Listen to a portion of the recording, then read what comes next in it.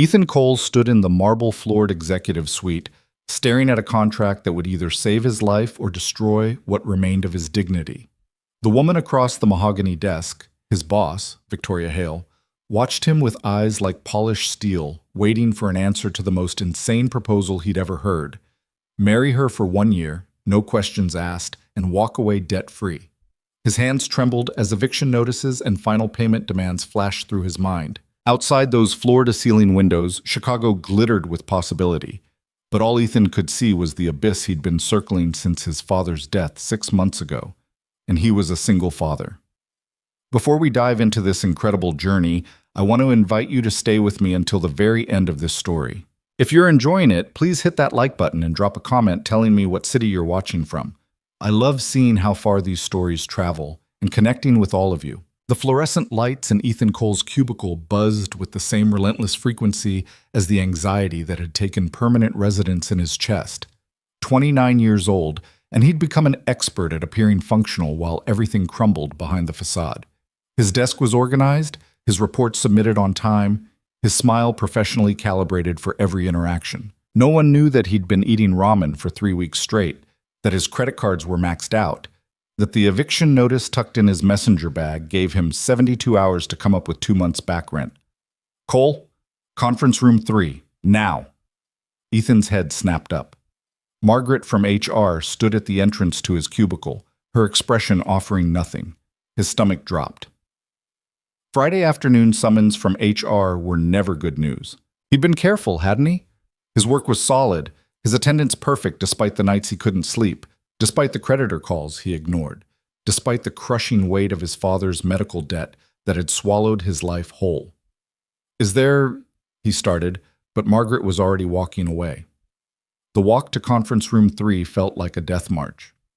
Other junior associates glanced up as he passed, curiosity flickering across their faces before they returned to their screens. The marketing department of Hale Industries occupied the 14th floor of a glass tower in Chicago's Loop. All modern aesthetics and cutthroat ambition. Ethan had been grateful to land this job 18 months ago, fresh out of his MBA program with student loans and hope in equal measure, before his father got sick, before everything fell apart. Conference room 3 had floor-to-ceiling windows overlooking Lake Michigan, the water gray and choppy under October clouds. But Ethan barely registered the view.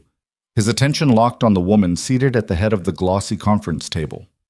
Victoria Hale, executive director of Hale Industries, daughter of the late Richard Hale, who'd built the company from a single manufacturing plant into a multinational corporation before his death 8 months ago. Victoria had inherited the throne at 32, and she ruled with precision that bordered on ruthless. Ethan had been in exactly 3 meetings with her, and each time he'd felt like a specimen under glass, examined, categorized, and largely dismissed. She looked up as he entered, and something tightened in his chest. Victoria Hale was beautiful in the way that art museums were beautiful. Untouchable, perfectly composed, designed to be admired from a respectful distance. Dark hair pulled back in a flawless chignon. A charcoal suit that probably cost more than Ethan's monthly salary. Features that might have been warm if they weren't held in such rigid control. "Sit down, Mr. Cole," she said, her voice cool and measured. Ethan sat. Margaret closed the door and remained standing by it, which somehow made everything worse. "I'm going to be direct," Victoria continued, folding her hands on the table, "because we don't have time for anything else. I need you to do something for me, and in return, I'm prepared to solve your financial problems." The words hung in the air like a hallucination. Ethan blinked. "I'm sorry, what?" "Your father died 6 months ago. Cancer. The medical bills exceeded your insurance coverage by approximately $240,000. You've been managing, barely, but you're 3 months behind on your apartment, your credit cards are maxed out, and according to your recent activity, you've been researching bankruptcy attorneys." The blood drained from Ethan's face. "How do you—" "Background checks are standard for what I'm about to propose," Victoria said, as if invasive financial surveillance were perfectly reasonable. "I need to know if you're trustworthy, and more importantly, if you're desperate enough to say yes." "Yes to what?" Ethan's voice came out strangled. Victoria reached into a folder and slid a document across the table. "A marriage contract." Ethan stared at the papers like they might bite him. I don't understand. Then let me clarify. Victoria's expression remained perfectly neutral, but something flickered in her eyes, something that might have been desperation if she were anyone else. My father's will contains a specific clause regarding my inheritance of controlling shares in Hale Industries. To maintain that control, I must be legally married before my 33rd birthday, which is in 6 weeks. That's insane, Ethan said. That's my father. Victoria's jaw tightened almost imperceptibly.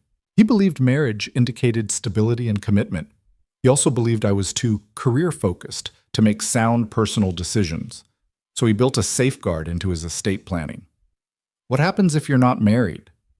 Control passes to my brother Julian, who will promptly dismantle everything my father built and sell it off piece by piece to the highest bidder. Ethan had heard of Julian Hale, everyone had, the playboy's son, who'd been passed over for leadership, who'd spent the last 8 months publicly criticizing his sister's management decisions and courting board members who preferred his vision of short-term profits over sustainable growth. There are dating apps, Ethan said weakly. Speed dating. I'm sure someone in your social circle would require months of courtship, genuine emotional investment, and the very real risk of exploitation once they understood the stakes. Victoria leaned forward slightly. I don't have months, Mr. Cole. I have 6 weeks. And I don't have the luxury of trusting someone's motives when billions of dollars are on the line. So you want to trust me instead? Ethan laughed, a sharp, bitter sound. You barely know me. I know enough. You're competent at your job. You're deeply in debt, which makes you motivated. You've been sending money to your mother in Indiana despite being unable to afford your own rent, which suggests loyalty and discretion. And most importantly, you have no connections to my world, no society friends who might gossip, no business interests that could complicate things. You're... She paused, searching for the word. Safe. The word stung more than it should have. Safe. Invisible. Insignificant enough to be useful. Let me get this straight, Ethan said slowly. You want me to marry you legally? For what? A year? 1 year from the wedding date, Victoria confirmed, after which we quietly divorce. You'll sign a comprehensive NDA, naturally. During that year, you'll need to live with me, attend certain public functions as my husband, and maintain the appearance of a genuine marriage to anyone who might be watching, especially my brother. And in exchange? I'll pay off your father's medical debt in full. I'll clear your credit card balances. I'll cover 6 months of your rent in advance. Victoria's gaze didn't waver. And when we divorce, you'll receive a lump sum of $500,000. The number hit Ethan like a physical blow. $500,000. Enough to start over. Enough to breathe. Enough to stop waking up in a panic at 3 a.m, calculating which creditor to dodge next. This is crazy, he whispered. This is business, Victoria corrected. A transaction between two people who need something from each other. I need a husband to secure my inheritance. You need financial stability. We can provide those things for each other with minimal disruption to our actual lives. Minimal disruption? You're talking about marriage. I'm talking about a legal arrangement. Victoria's voice remained maddeningly calm. Not a romance, not a relationship. A contract with clear terms and a defined endpoint. You're an intelligent man, Mr. Cole. Surely you can separate emotion from pragmatism. Ethan's mind raced. This couldn't be real. People didn't actually do this outside of romance novels and bad reality TV, but the document in front of him looked very real, very legal, and very specific, and the desperation gnawing at his insides was definitely real. Why me? He asked again. Specifically, there are other employees, other people who fit your criteria. For the first time, Victoria's composure cracked slightly. She glanced at Margaret, who'd remained silent throughout the conversation, then back to Ethan. Because 3 weeks ago, you stayed until midnight to help Jennifer in accounting fix a reporting error that wasn't your responsibility, Victoria said quietly. You didn't take credit. You didn't ask for anything in return. You just helped because it was the right thing to do. And last month, when Daniel in sales made that inappropriate comment about my outfit at the board presentation, you were the only person who reported it to HR. She paused. I need someone who understands integrity, Mr. Cole. Someone who won't leverage this situation into something ugly. Someone who, despite being in desperate circumstances, hasn't compromised their character. The observation was so specific, so unexpected, that Ethan couldn't formulate a response. "I'm offering you a way out of your crisis," Victoria continued, "in exchange for 1 year of your time and your discretion. No one will know this is anything other than a genuine marriage. You'll have your own room in my apartment, your own space, your own life. We'll simply share an address and make periodic public appearances together. When it's over, we both walk away with what we need. And if I say no, then you say no." Victoria's expression revealed nothing. "Margaret will escort you back to your desk. You'll continue your life as it currently exists, and I'll find another solution to my problem." But they both knew what his current life looked like. Eviction, bankruptcy, failure. The slow drowning of someone who'd tried to do everything right and lost anyway. Ethan looked at the contract again. Pages and pages of legal text boiling down to one impossible question. Was his dignity worth more than his survival? "I need time to think," he said. "You have until Monday morning," Victoria replied. 9 a.m. "If you're interested, we'll proceed with the details. If not, this conversation never happened." She stood, signaling the meeting's end. Ethan rose on unsteady legs, the contract burning like hot metal in his hands. "Mr. Cole," Victoria said as he reached the door, "for what it's worth, I wouldn't ask this if I had any other option." Their eyes met, and for just a moment, Ethan saw past the executive armor to something rawer underneath. She was desperate too. Maybe not financially, but desperate nonetheless. Fighting to keep something that mattered to her, willing to strike a devil's bargain to make it happen. They were both drowning, just in different oceans. Heat. The weekend was a special kind of torture. Ethan sat in his tiny studio apartment, the one he'd be evicted from on Wednesday if he couldn't produce $2,000 he didn't have, and read the contract so many times the words started to blur. It was ironclad, comprehensive, and surreal. Separate bedrooms, joint public appearances as required, complete discretion regarding the nature of the arrangement, termination clause after 1 year unless both parties agreed to extend, financial compensation as discussed, NDA extending 5 years beyond the divorce. His phone buzzed. Mom. He let it go to voicemail. What would he even say? That his boss had proposed a fake marriage to save them both? That he was actually considering it? He'd always been the responsible one. The kid who studied hard, got scholarships, made careful choices. His younger sister, Maya, was the wild one, the artist who'd moved to Portland and made pottery for a living. His father had been so proud when Ethan got his MBA, when he landed the job at Hale Industries. "You're going somewhere, son," he'd said from the hospital bed, jaundice yellowing his skin. "Don't let anything hold you back." But his father's death had held him back. Or rather, the astronomical cost of trying to save his father's life had anchored Ethan to the ocean floor. Insurance had covered the basics, but the experimental treatments, the specialists, the desperate final months, all of that had fallen on Ethan. He'd signed the papers without hesitation, because what else could he do? Let his father die without trying everything? Now he was paying for that love with compound interest. Ethan pulled up his bank account on his phone. $342. His next paycheck would barely cover food and transportation, let alone rent. The eviction notice sat on his counter like a tombstone. What was dignity worth? What was pride? Could you eat them? Would they keep a roof over your head? He thought about Victoria Hale's face across that conference table. The controlled desperation, the clinical proposal, a business transaction, nothing more. Could he really do this? Pretend to be someone's husband for a year? Live a lie that elaborate? And what did it say about him that he was even considering it? But then again, what were his alternatives? Bankruptcy would destroy his credit for years. Moving back to Indiana would mean admitting defeat, burdening his mother who was barely managing on her teacher's pension. He could try to find another job, but who would hire someone drowning in debt, distracted by constant financial crisis? Victoria's offer was a life raft, strange, uncomfortable, and possibly damaging in ways he couldn't yet see, but it was floating and he was sinking. Sunday night, Ethan barely slept. Monday morning, he put on his best suit, the one he'd bought for job interviews 2 years ago, before everything fell apart, and headed to the office an hour early. At 8:55, he knocked on Victoria Hale's office door. "Come in." She was already at her desk, looking as composed as ever in a navy suit that probably cost more than his college textbooks. Her eyes met his, and something flickered there, Relief? Satisfaction? Before her professional mask settled back into place. "Mr. Cole," she said evenly, "I take it you've made a decision." Ethan crossed the room and placed the signed contract on her desk. "I have conditions." Victoria raised an eyebrow. "Such as?"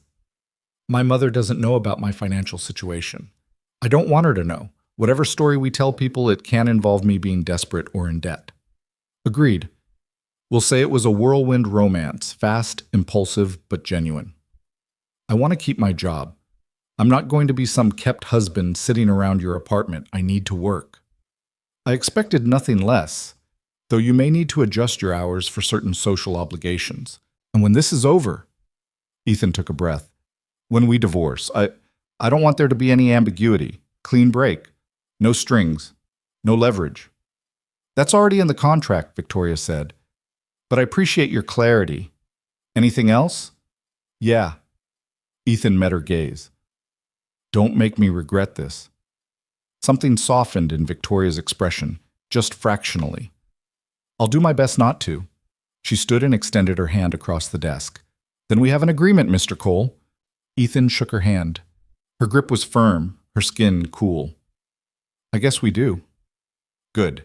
Victoria released his hand and moved to the window, looking out at the Chicago skyline. "The wedding will be in 3 weeks. Small, intimate, but public enough to be credible. I've already retained a wedding planner. You'll need to provide basic preferences, flowers, music, that sort of thing. We'll need engagement photos, a backstory for how we met and fell in love, and you'll need to move into my apartment no later than 2 weeks before the wedding." The reality of it crashed over Ethan like a wave. This was actually happening. He was going to marry Victoria Hale, his boss, a woman he barely knew, for money. "Hey," Victoria said, turning back to him. "I know this is overwhelming, but I meant what I said. This is just business. You maintain your life, I maintain mine, and we meet in the middle when necessary. It doesn't have to be more complicated than that." "Right," Ethan said numbly. "Just business." But as he left her office and returned to his cubicle, trying to process the fact that he'd just agreed to marry one of the most powerful women in Chicago, he couldn't shake the feeling that nothing about this arrangement would stay as simple as they both hoped. The next 2 weeks passed in a blur of surreal moments that felt like someone else's life. Ethan signed approximately 500 pages of legal documents, each one more specific than the last. There were prenuptial agreements, cohabitation agreements, exit clauses, and ND. As that covered scenarios he'd never imagined. He met with Victoria's lawyers 3 separate times, each session emphasizing the importance of discretion and the consequences of breaching the contract. Then came the wedding planning, which was somehow both mundane and bizarre. The wedding planner, a woman named Catherine, who radiated expensive efficiency, asked him questions about color schemes and floral arrangements like this was a normal marriage. Ethan, who'd never given much thought to weddings, found himself choosing between cream and ivory roses, between string quartets and jazz trios, between venues that all looked like palaces. "What do you think?" Catherine asked, showing him photos of ceremony backdrops. "I think this is insane," Ethan muttered. "The Botanical Garden or the Art Museum?" "The Botanical Garden is fine." Victoria, when consulted, was equally pragmatic. "Whatever's quickest to arrange," she said. "This isn't about the wedding, it's about what comes after." They had exactly 2 conversations that felt almost real during those weeks. The first happened when Ethan arrived at her penthouse apartment to discuss living arrangements. The place was stunning, floor-to-ceiling windows, minimalist furniture, art that probably cost more than most people's houses. It was also utterly impersonal, like a hotel suite designed by someone who understood aesthetics, but not comfort. "This is you?" Ethan asked, looking around. Victoria followed his gaze. "It's efficient. It's empty." She stiffened slightly. "I'm not here much. It's a place to sleep, not a home." And there it was, a glimpse beneath the armor. Victoria Hale, who commanded boardrooms and managed billions, lived in a beautiful cage that she didn't even try to make warm. "Your room is down this hall," she continued, leading him past a kitchen that looked unused. "Private bathroom, closet space, separate entrance if you want to come and go without going through the main living area. We'll share the kitchen and the main living room, but otherwise you'll have complete privacy." The guest room was larger than Ethan's entire studio apartment.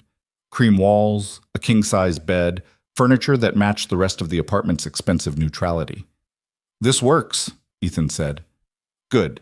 Victoria paused at the doorway. "I know this is strange. I know you're giving up a year of your life for this. I won't forget that."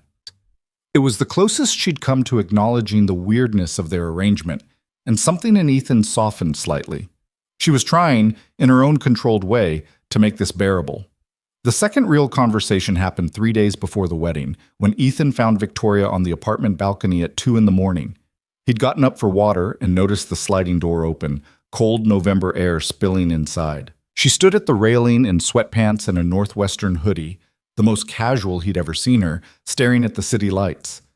"Can't sleep?" he asked, stepping outside. She glanced at him, and in the dim light she looked younger, vulnerable. "Big week." "Yeah." Ethan joined her at the railing. "Having second thoughts?" "No, you?" "About 1,000 times a day." He smiled ruefully. "But I signed the papers, picked the flowers, moved my stuff into your guest room. I'm committed now." "We could still call it off," Victoria said quietly. "If you've changed your mind, I'd still help with your debt. Find another solution." Ethan looked at her profile, surprised by the offer. "Would you find another husband?" "I don't know." She wrapped her arms around herself. "Maybe.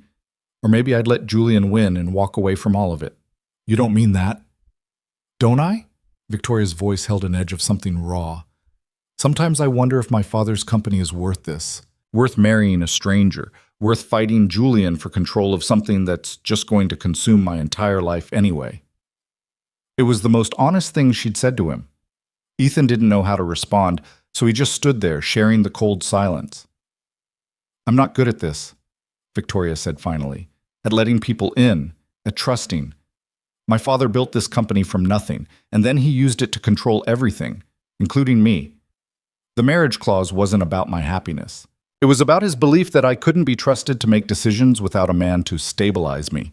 She laughed bitterly. "So here I am, proving him right by buying a husband." "You're not buying me," Ethan said. "We're making a deal, both of us desperate, both of us choosing this. That's different." "Is it?" "I think so." Ethan turned to face her fully. "Look, I don't know you very well yet, but I know you worked your way up in this company when you could have coasted on your father's name. I know you care about the employees. You actually read those reports I submit, and you implemented 3 of my suggestions last quarter. And I know you're fighting for something you believe in, even if the method is unconventional." He paused. "That's not nothing." Victoria met his eyes, and for a moment, the carefully maintained distance between them felt narrower. "You're a good person, Ethan Cole. Better than this situation deserves." "Maybe we both are," Ethan said. "Maybe that's why it'll work." She almost smiled. Almost. "Get some sleep. We're getting married in 3 days, and I need you to look convincing in the photos." "Yes, ma'am." Ethan headed back inside, but paused at the door.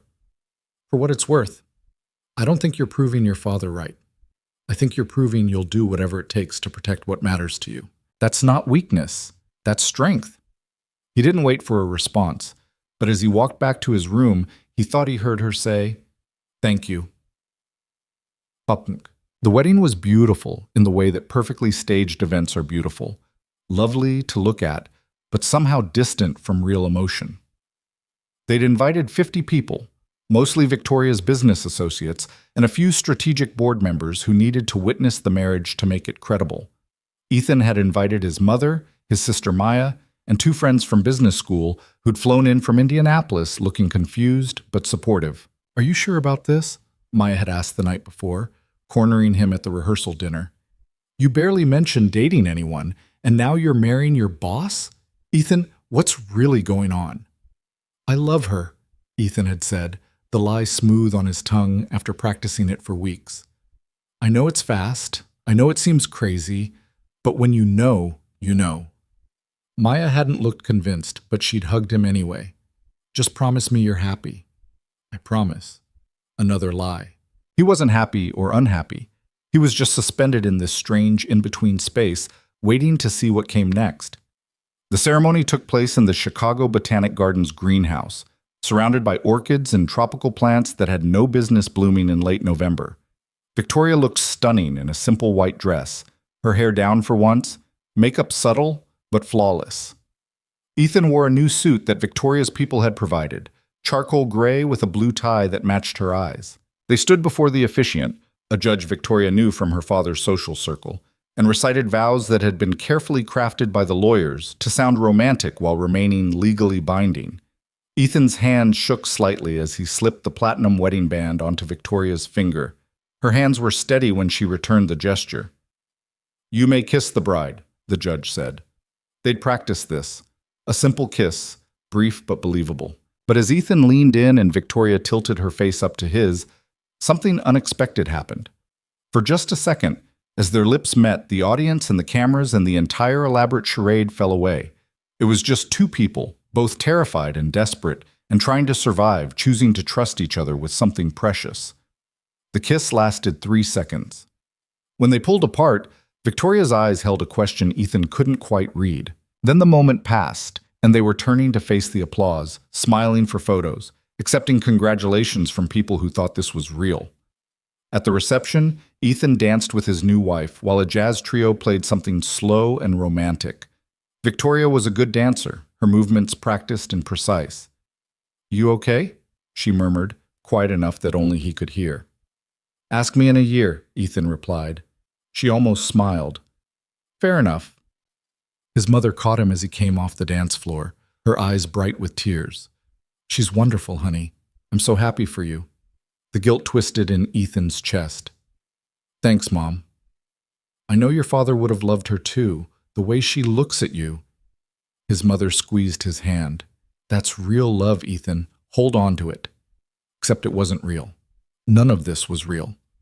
But Ethan smiled and hugged his mother and swallowed the truth like poison. The evening ended with Victoria and Ethan cutting a cake neither of them would eat, posing for one last round of photos, and finally escaping to the car that would take them back to the penthouse.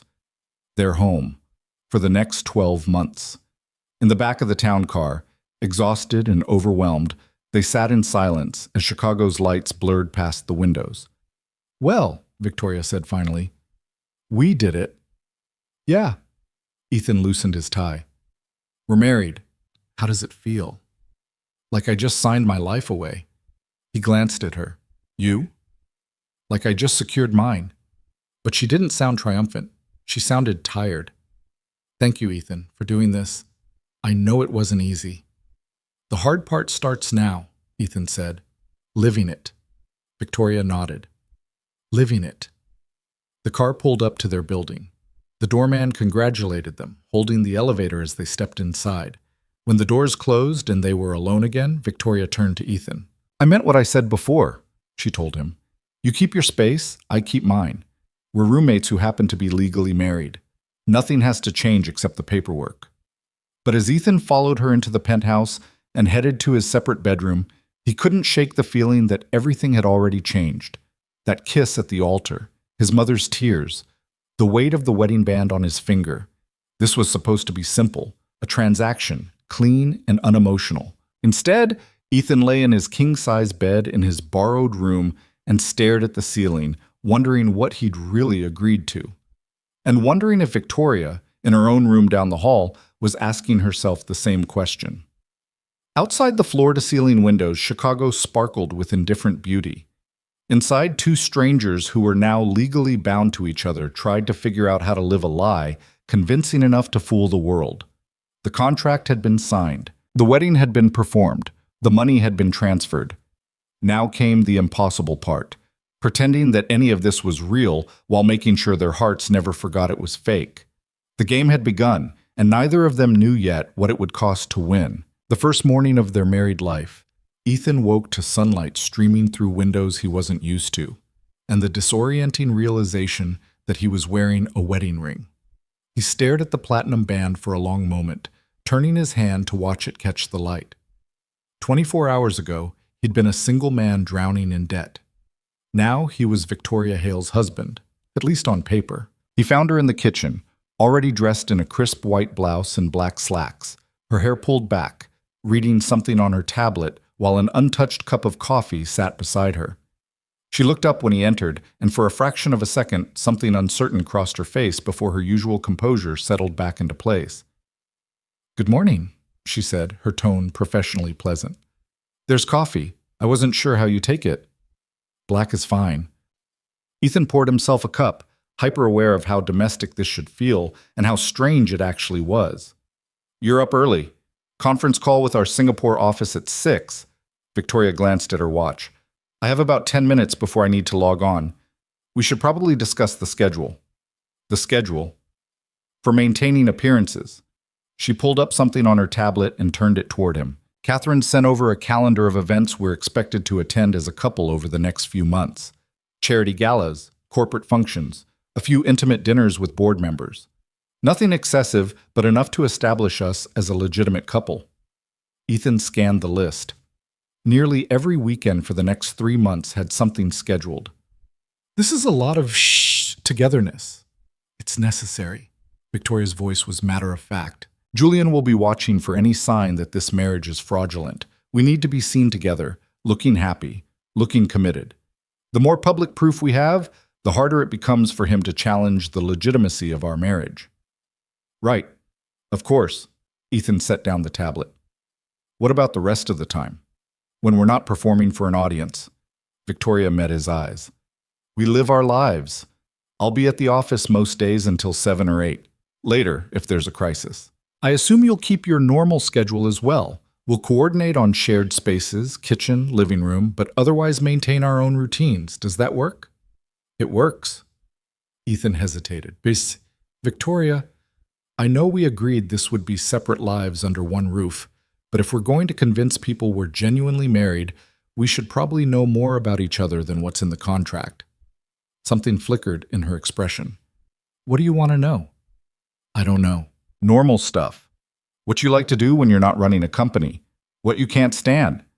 Whether you're a morning person or a night owl." He smiled slightly. "The kind of things a husband would know about his wife." Victoria was quiet for a moment, her fingers tracing the edge of her coffee cup. "I don't have many hobbies. I work, I go to the gym, I attend social obligations. That's mostly it. That can't be all there is." "It is." Her voice was flat. "My father raised me to run Hale Industries. Everything else was a distraction from that goal. So I learned not to have distractions." The loneliness in that statement struck Ethan harder than he expected. "That sounds exhausting." "It's effective." Victoria stood, gathering her tablet. "I need to take this call. Help yourself to anything in the kitchen. The housekeeper comes on Tuesdays and Fridays. And Ethan?" She paused at the doorway to her home office. "Thank you for trying to make this more bearable." Then she was gone, leaving Ethan alone in the immaculate kitchen with his coffee and the growing realization that Victoria Hale's perfect life was perhaps the loneliest existence he'd ever witnessed. The next few weeks settled into an odd rhythm. Ethan went to work, still in the marketing department, still in his cubicle, though now his colleagues looked at him with new curiosity. The junior associate who'd somehow married the executive director. The whispers followed him everywhere. "I heard they met at a conference," someone said in the break room. "No way. My friend in accounting said it was a blind date setup." "Doesn't matter how they met. Did you see the ring he got her? That's real commitment right there." Ethan said nothing, just smiled when congratulated and deflected personal questions. At his desk, he focused on his work with laser intensity, determined to prove he hadn't married his way into complacency. If anything, he pushed harder, stayed later, volunteered for the projects no one else wanted. "You don't have to prove anything, you know," his colleague Marcus said one evening as they both worked past 8. "Everyone knows you're good at your job." "Do they?" Ethan didn't look up from his screen. "Or do they think I'm only here because I married the boss?"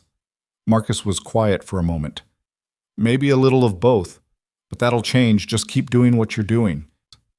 At home, and the penthouse was slowly starting to feel like home, which was its own kind of unsettling, Ethan and Victoria orbited each other like polite satellites. They'd have brief conversations in the kitchen, awkward moments of domestic proximity that neither seemed to know how to navigate. She'd ask about his day. He'd ask about hers. They'd share the same physical space while maintaining careful emotional distance. But there were cracks in the facade, small moments where the performance slipped and something real emerged. Like the night Ethan found her at the dining table at midnight, surrounded by financial reports and looking defeated in a way he'd never seen. "Victoria?" He set down his water glass. "What's wrong?" She looked up, and her eyes were red-rimmed with exhaustion. "Julian's making a move.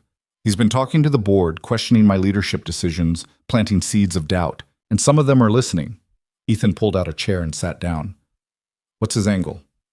"He's claiming I'm distracted, that getting married so quickly proves I'm not focused on the company." She laughed bitterly. "The irony is spectacular.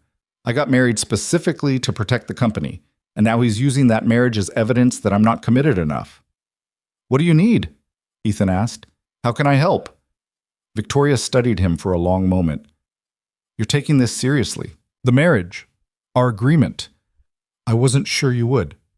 "We made a deal," Ethan said simply. "I keep my promises."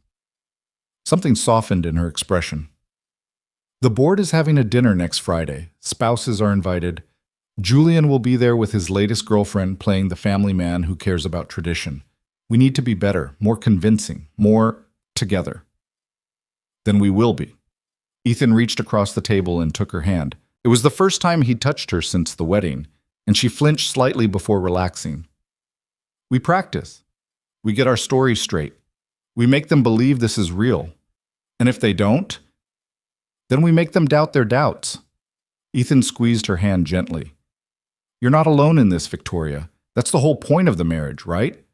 You have backup now. Use me." Her eyes met his, vulnerable in a way that made his chest ache. "I'm not good at relying on people. I noticed, but maybe it's time to learn." They stayed like that for a moment, hands linked across the scattered financial reports, two people in a fake marriage discovering that some connections couldn't be entirely fabricated. Then Victoria pulled her hand back, professional armor sliding into place. "We should practice," she said. "Our story, how we fell in love, the details people will ask about." So they did. Late into the night, they constructed a romance that never happened. Their first conversation at a company event. The way Ethan had made her laugh with a comment about terrible corporate coffee.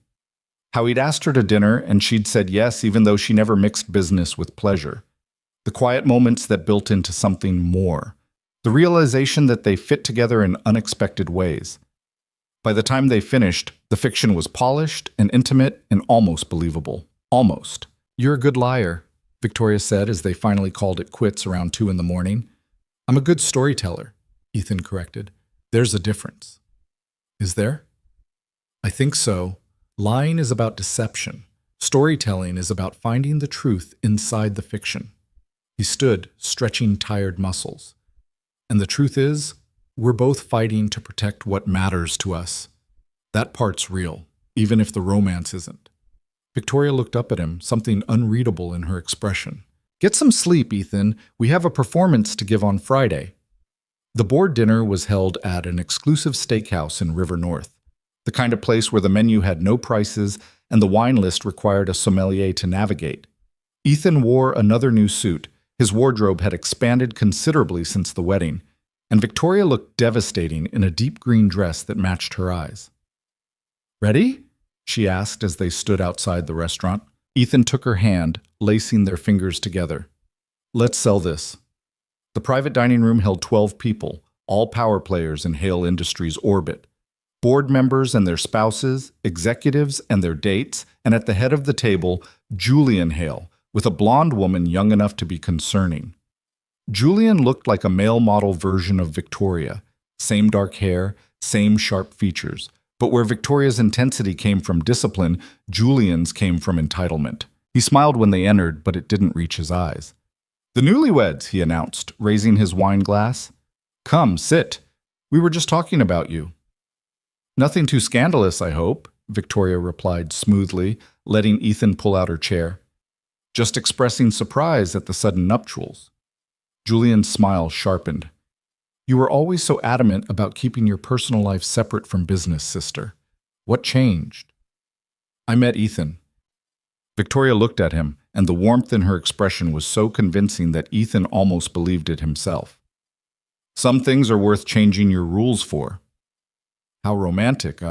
Julian's tone suggested it was anything but. And you, Ethan, how does it feel to marry into one of Chicago's most prominent families? The question was loaded with implication. Gold digger, social climber, opportunist. Terrifying, Ethan said honestly. Victoria's brilliant, accomplished, and way out of my league. Every day I wonder what she sees in me.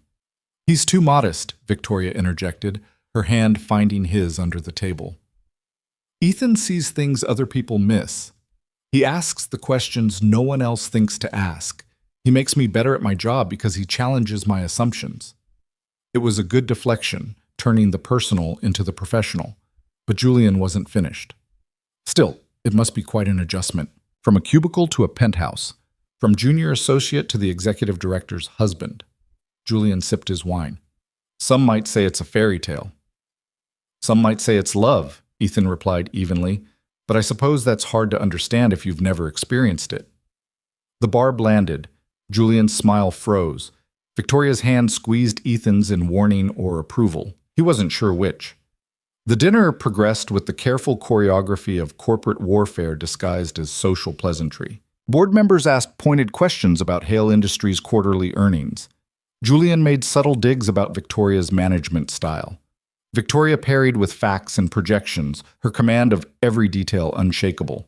Ethan played his role perfectly, the supportive husband who was clearly smitten, who listened attentively when Victoria spoke, who could hold his own in conversation without trying to dominate it. He laughed at the right moments, asked thoughtful questions, and made sure everyone saw how he looked at his wife.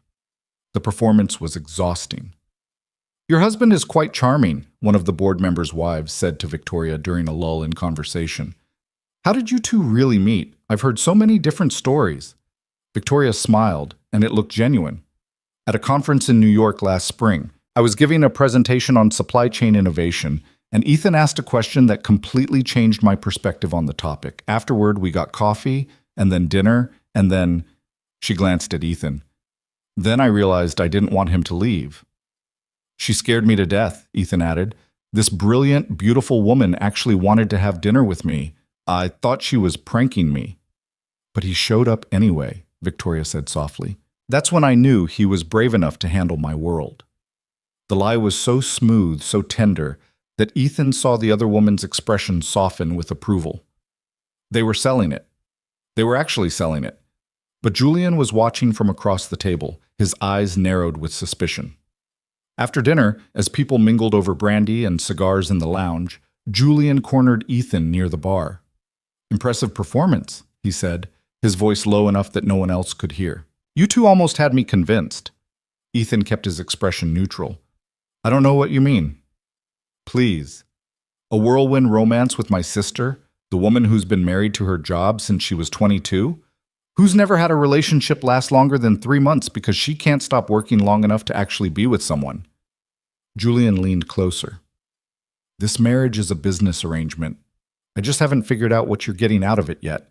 Maybe I'm getting exactly what I appear to be getting, Ethan replied. A wife I love, a life I never expected. Or maybe my sister is paying you to play house so she can satisfy our father's ridiculous marriage clause. Julian's smile was cold. She's desperate enough to try it, and you look desperate enough to take the money. Your sister doesn't need to pay anyone to want to be with her, Ethan said, and he was surprised to realize he meant it. She's remarkable. The fact that you can't see that says more about you than it does about her. Loyalty. Julian raised his glass in mock salute. She bought that too. Very thorough. She didn't buy anything. Ethan straightened. But even if she had, it wouldn't matter. We're legally married. The contract is ironclad. Whatever you think you know, you can't prove it. Not yet. Julian's expression turned calculating. But I will. And when I do, Victoria's going to lose everything she schemed so hard to protect, including you. He walked away before Ethan could respond, leaving him gripping his drink with white knuckles. Victoria materialized at his side moments later. What did he say? He knows. Ethan kept his voice low. Or he suspects. Either way, he's looking for proof. Her jaw tightened. Let him look. There's nothing to find. Victoria, if he somehow gets evidence, he won't. But her eyes held worry. We just need to be more careful, more consistent, more... She trailed off, searching for the word. More real, Ethan finished. Their eyes met, and something passed between them. An understanding, a shared recognition that this game was getting more complicated, more dangerous, and somehow more important than either of them had anticipated. "Come on," Victoria said, taking his arm. "Let's go home."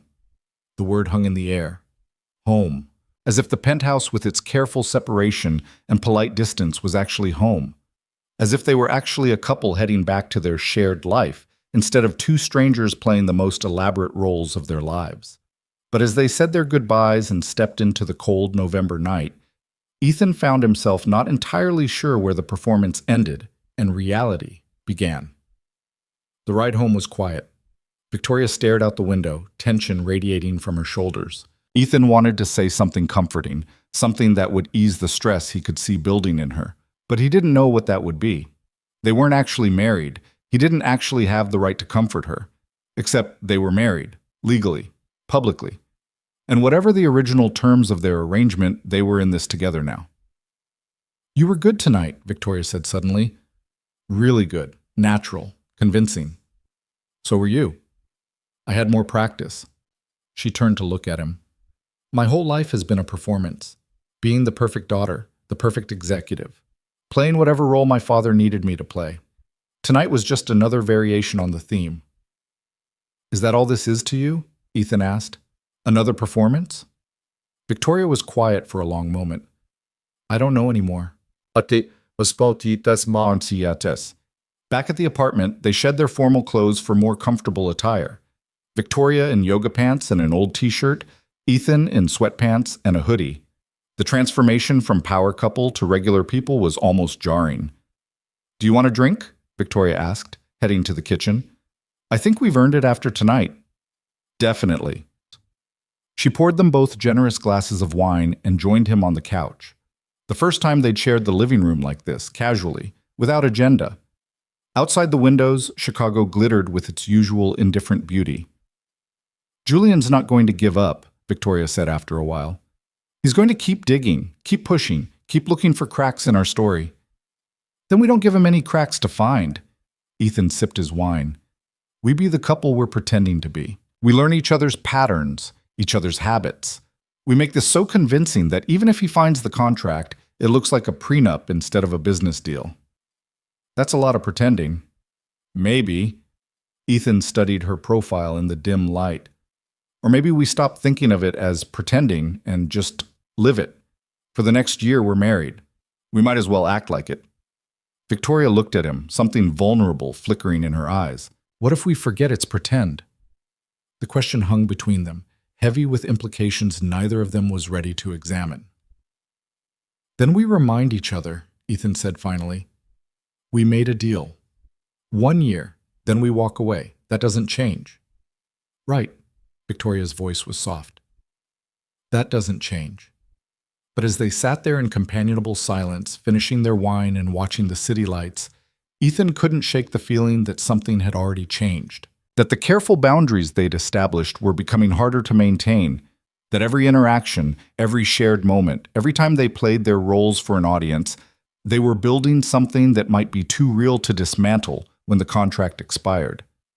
The following weeks brought them closer by necessity. They attended a charity auction where Victoria bid on art she didn't want just to maintain appearances, and Ethan stood beside her, his hand on the small of her back, playing the devoted husband. They had dinner with her mother, a cold, elegant woman who looked at Ethan like he was a particularly interesting specimen, and navigated that minefield with practiced ease. They fell into domestic routines that felt almost natural. Morning coffee together before work. Brief text exchanges during the day. Evenings when they'd both be working in the same room, her on her laptop, him reviewing reports, existing in each other's presence without needing to fill the silence. And slowly, carefully, they started to actually know each other.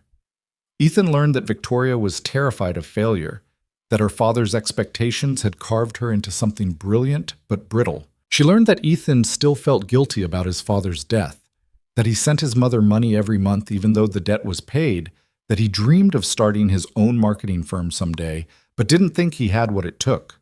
They shared stories from their childhoods, her lonely existence in boarding schools and executive offices, his chaotic middle-class upbringing in Indiana. They argued about movies and music and politics. They discovered they both hated small talk and loved true crime podcasts and had a weakness for terrible reality TV. It was friendship, Ethan told himself. Just friendship developing between two people living in close quarters. Nothing more complicated than that. But then came the night 3 weeks before Christmas, when everything shifted. Victoria came home from work at nearly 10, looking destroyed in a way Ethan had never seen. Her makeup was smudged, her hair falling out of its usual perfect arrangement, her hands shaking as she set down her briefcase. "What happened?" Ethan asked, alarmed. Julian made a formal motion to the board. Her voice was hollow. "He's calling for a vote of no confidence in my leadership. Claims I'm too distracted by my personal life to run the company effectively. The vote is in 2 weeks. Can he do that?" "With enough board support, yes." She sank onto the couch, covering her face with her hands.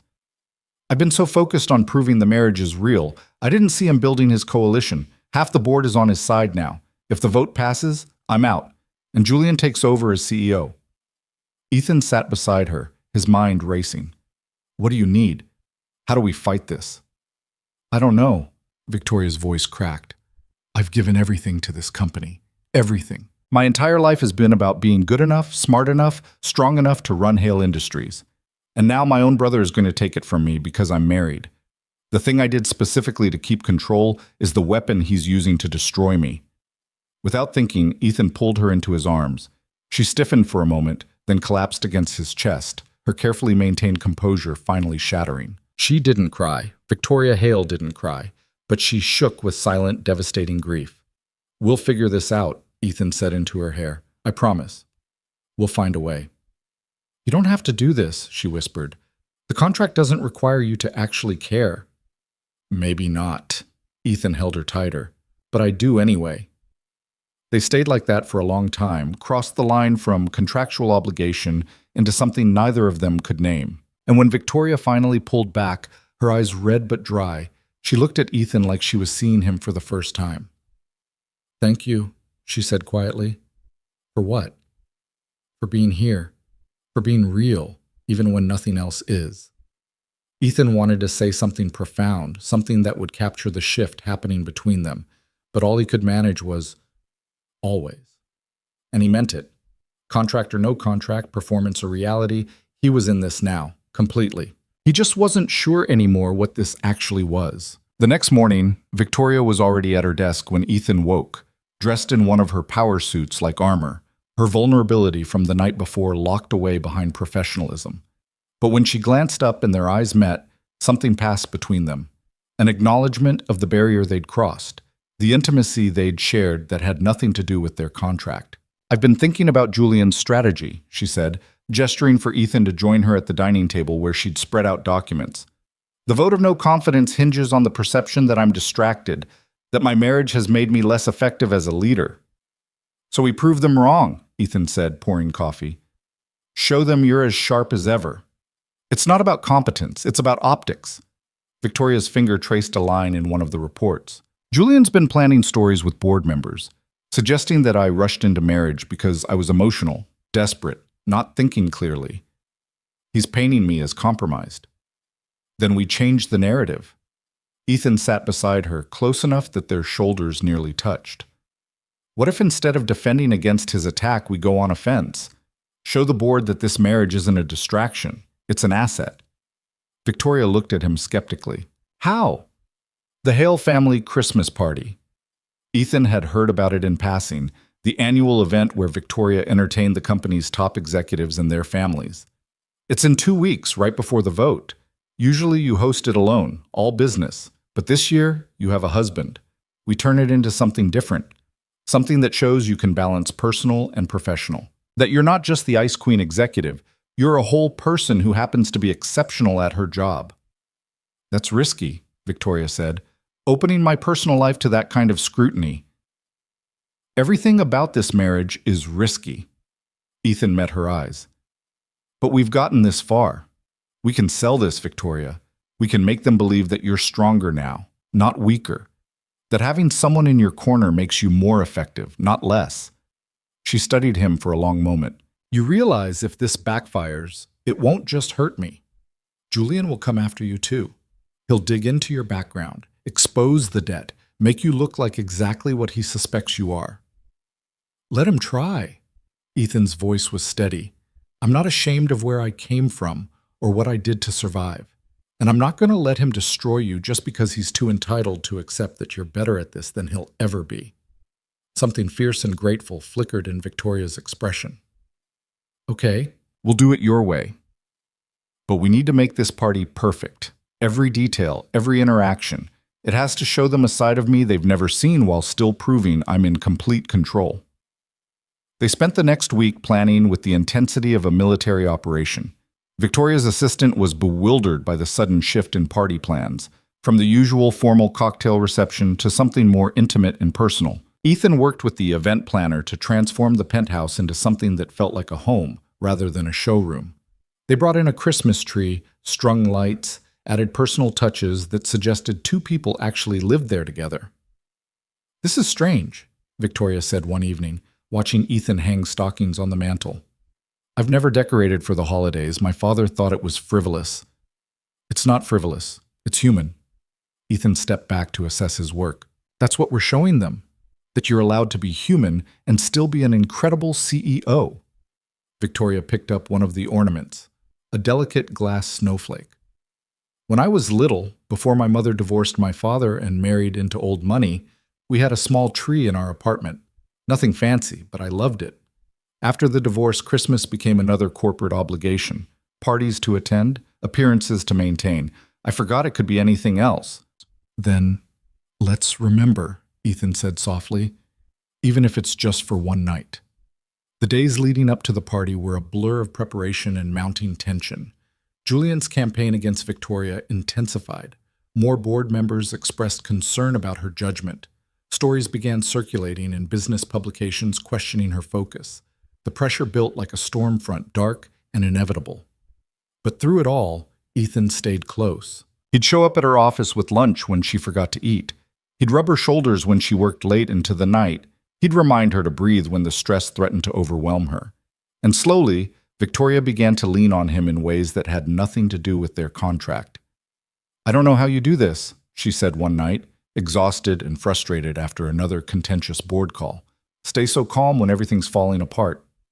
I had a good teacher, Ethan replied. My dad during the worst of his illness. He used to say that panic doesn't solve problems. It just makes them harder to see clearly. Sounds like a wise man. He was. Ethan's throat tightened with old grief. He would have liked you, I think, respected what you're fighting for. Victoria reached across the couch and took his hand. It was becoming easier, this casual touching, less calculated, more instinctive. I'm glad you're here, Ethan. I know that's not part of our arrangement, but I am. Me too, he admitted, and he meant it in ways that were starting to terrify him. The night of the party arrived with perfect December weather, cold but clear, the city dressed in holiday lights. 50 guests would be arriving in 2 hours. The penthouse looked transformed, warm and welcoming in a way it had never been before. Victoria stood in her bedroom doorway, wearing a red dress that was festive without being frivolous, her hair down in soft waves. How do I look? She asked, and there was genuine uncertainty in her voice. Beautiful, Ethan said, and he wasn't performing. You look happy. That's going to throw them off more than anything else. I'm terrified. I know, but you're Victoria Hale. You eat terror for breakfast and ask for seconds. He crossed to her and straightened her necklace, his fingers brushing her collarbone. We've got this. Together. She caught his hands, holding them against her chest where he could feel her heart racing. What if Julian's right? What if I've been so focused on this marriage, on beating him at his own game, that I've actually become distracted? You haven't. Your quarterly earnings were up 18%. You landed the Singapore contract that everyone said was impossible. You've launched 2 new product lines that are already exceeding projections. Ethan's voice was firm. You're not distracted, Victoria. You're just finally letting yourself be more than your job title. And that scares you. Her eyes searched his face. When did you get so wise? I've always been wise. You just didn't notice because you were too busy being brilliant. He smiled. Now come on. Let's go show these people what a real partnership looks like. The guests arrived in clusters. Board members with their spouses, senior executives, key shareholders. Julian came alone, his latest girlfriend conspicuously absent, his eyes scanning the transformed penthouse with barely concealed surprise. The space looked lived in, warm, personal. Photos had been added to the walls, some real from their wedding, some carefully staged to suggest a life together. Books on the shelves that suggested shared interests. A throw blanket on the couch that implied casual evenings at home. Quite the domestic scene, Julian remarked to Victoria within Ethan's earshot. Very convincing. It's not a scene, Victoria replied smoothly. It's my life now. Our life. She took Ethan's hand and he squeezed back, presenting a united front. The evening unfolded with careful choreography. Victoria and Ethan moved through the room as a unit, never far from each other, their interactions natural and easy in a way that even fooled Ethan sometimes. He'd catch himself laughing at something she said and realize the laughter was genuine. She'd lean into him during conversations and the gesture would feel comfortable rather than calculated. "You're good for her," one of the older board members said to Ethan, pulling him aside near the Christmas tree. "I've known Victoria since she was a girl. Brilliant, driven, but always so alone. There's a softness in her tonight I've never seen before." "She just needed someone to see past the armor," Ethan replied, surprised by the protectiveness in his own voice. "Perhaps. Or perhaps she needed someone worth lowering it for." The board member smiled. "Julian's been making noise about her being distracted by marriage. But what I see is a woman who's found balance. That makes her stronger, not weaker." It was exactly the response they'd hoped for, but Ethan felt oddly guilty taking credit for something that might not be entirely manufactured. Across the room, Victoria was engaged in what looked like an intense conversation with 3 board members. Ethan watched her work, admiring the way she commanded attention without demanding it, the way she could shift from warm hostess to sharp executive without missing a beat. She was magnificent, and the realization that he was allowed to feel proud of her, even in this strange contractual context, sent something warm through his chest. Julian materialized beside him, drink in hand, eyes following Victoria. "She's playing you," he said quietly. "Whatever you think is happening between you two, it's not real. My sister doesn't do real emotions. She does strategy." "You don't know her as well as you think you do," Ethan said. "And you do? After a few months of contract marriage?" Julian's smile was cruel. "Tell me, Ethan, what was your price?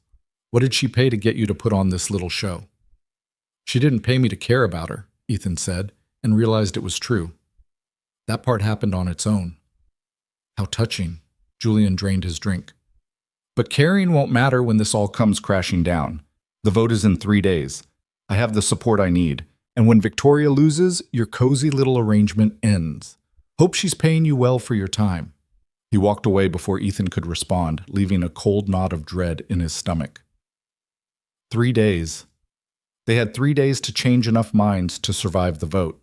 Later, after the last guests had left and the caterers had cleaned up, Victoria and Ethan collapsed onto the couch in exhausted silence.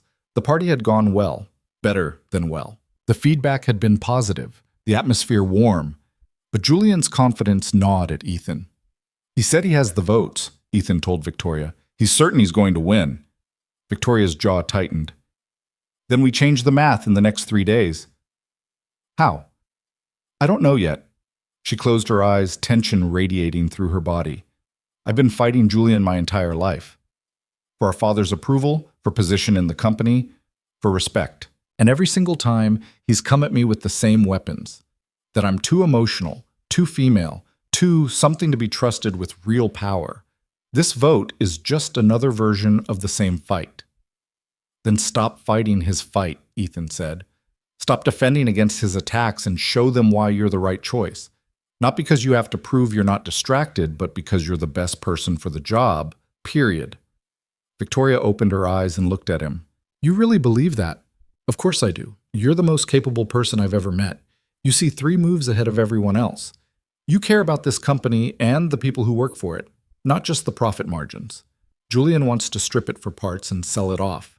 You want to build something lasting." Ethan shifted to face her fully. "The board isn't stupid. They know the difference between leadership and opportunism. We just need to remind them. The vote is Thursday, Victoria said. We have 2 days to remind them. Then let's not waste time. They worked through the night, putting together a presentation that had nothing to do with defending Victoria's marriage and everything to do with showcasing her vision for Hale Industries. Growth projections, innovation strategies, market opportunities. By dawn, they had something powerful, a case for Victoria's leadership that was unassailable. This is good, Victoria said, reviewing the final slides as weak morning light filtered through the windows. This is really good. It's the truth, Ethan replied. Sometimes that's enough. She looked at him across the scattered papers and laptops, and her expression was tender in a way that made his breath catch. Thank you for all of this, for believing in me when I was struggling to believe in myself. Well, that's what partners do, Ethan said, and the word hung between them with more weight than he'd intended. Is that what we are? Victoria asked softly. Partners? I don't know. Ethan's honesty surprised him. We started as strangers with a contract, but somewhere along the way we became something else. I'm just not sure what that something is. Victoria stood and crossed to him, her movement slow and deliberate. She stopped inches away, close enough that he could see the exhaustion and vulnerability, and something else, something that looked dangerously like hope in her eyes. I'm scared, she whispered, of Julian winning, of losing the company, but mostly I'm scared of what happens when this year is up and we're supposed to walk away from each other. Ethan's heart was pounding. Victoria, I know we agreed this was temporary. I know we have an endpoint built into the contract.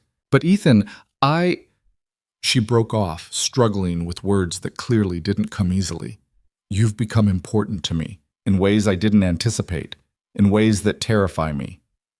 He should step back, remind her of the boundaries they'd established, protect them both from the complication of real feelings in a fake marriage. But instead, he reached up and cupped her face in his hands. You're important to me too, he said. That's not part of the contract, that's just true. They stood there, balanced on the edge of something neither could take back.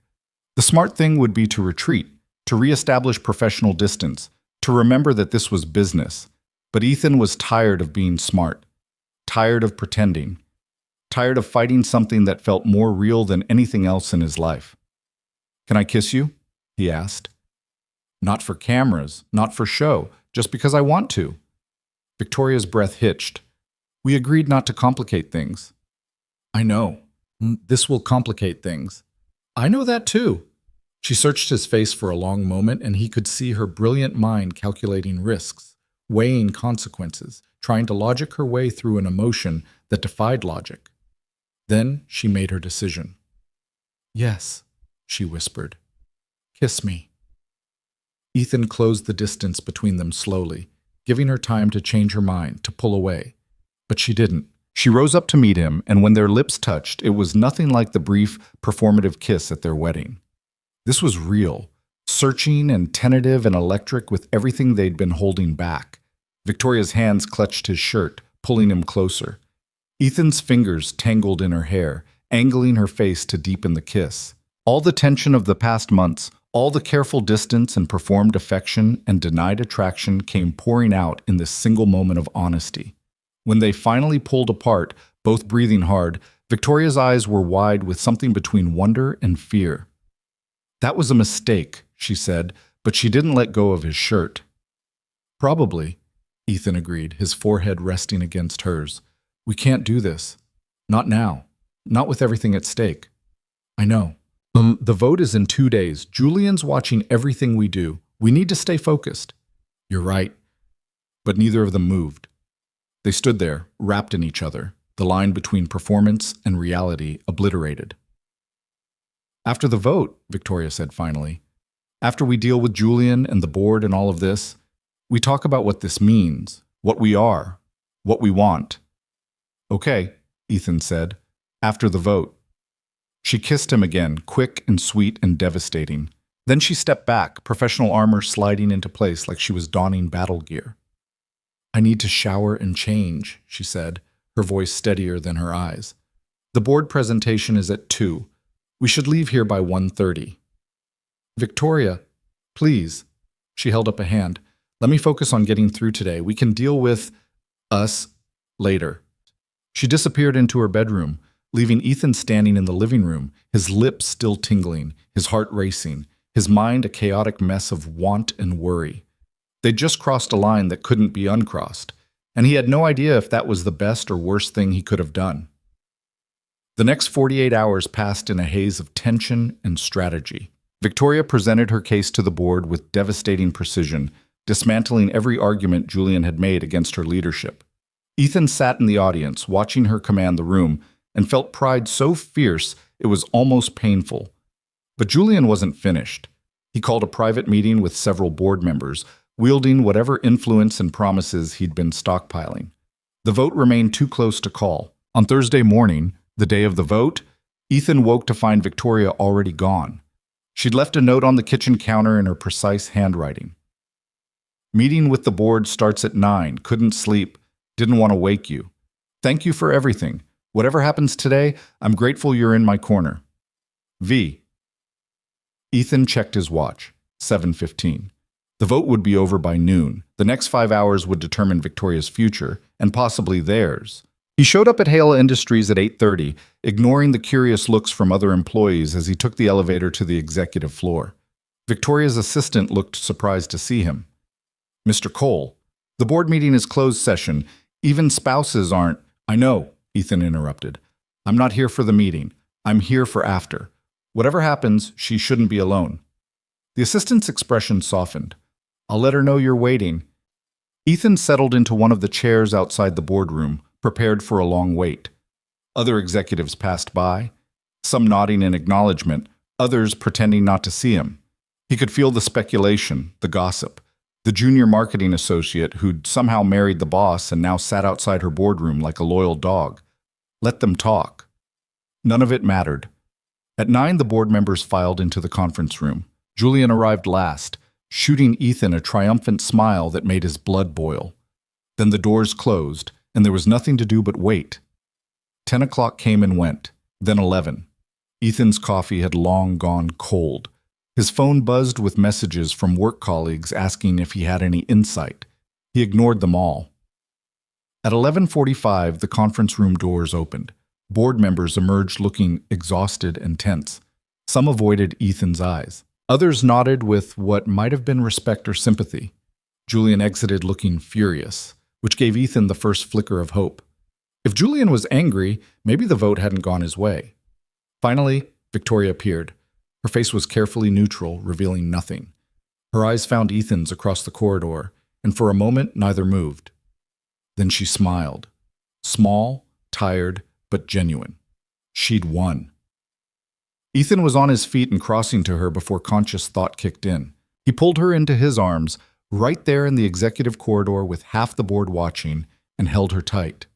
You did it, he murmured against her hair. We did it, she corrected, her arms wrapping around his waist. I couldn't have survived this without you. They pulled apart slowly, aware of their audience. Victoria turned to address the board members still lingering. Thank you for your confidence, she said formally. I won't let you down. The board chairman, an older man who'd been with Hale Industries since Victoria's father founded it, stepped forward. You've never let us down, Victoria. We should have remembered that sooner. Julian made compelling arguments about focus and distraction, but your results speak for themselves. And seeing you these past months, balanced, supported, stronger, that only reinforced what we already knew. You're the right person to lead this company into the future. Victoria's composure cracked slightly, emotion flickering across her face. I appreciate that more than you know. As the board members dispersed, Julian emerged from the conference room one final time. He looked at Victoria and Ethan standing together, and his expression was poisonous. This isn't over, he said quietly, for their ears only. You won the battle, but I'll win the war. There is no war, Julian, Victoria replied, her voice tired. There's just a company that needs leadership. I'm sorry you couldn't see past your ego to understand that. He left without another word, and Ethan felt some of the tension drain from Victoria's shoulders. Come on, Ethan said, taking her hand. Let's get out of here. You need to celebrate. They left the building together, stepping into the cold December afternoon.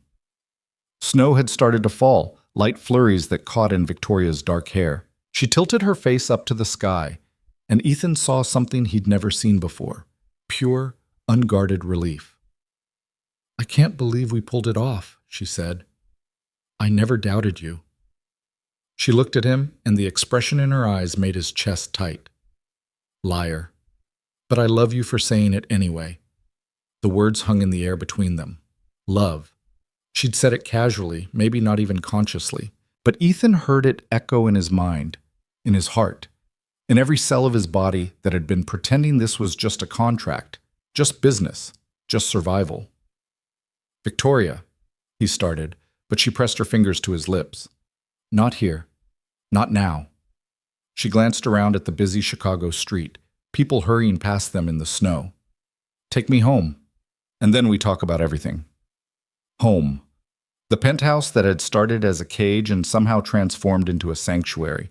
The space they'd made their own through shared mornings and late-night strategizing and moments of honesty that had nothing to do with their contract.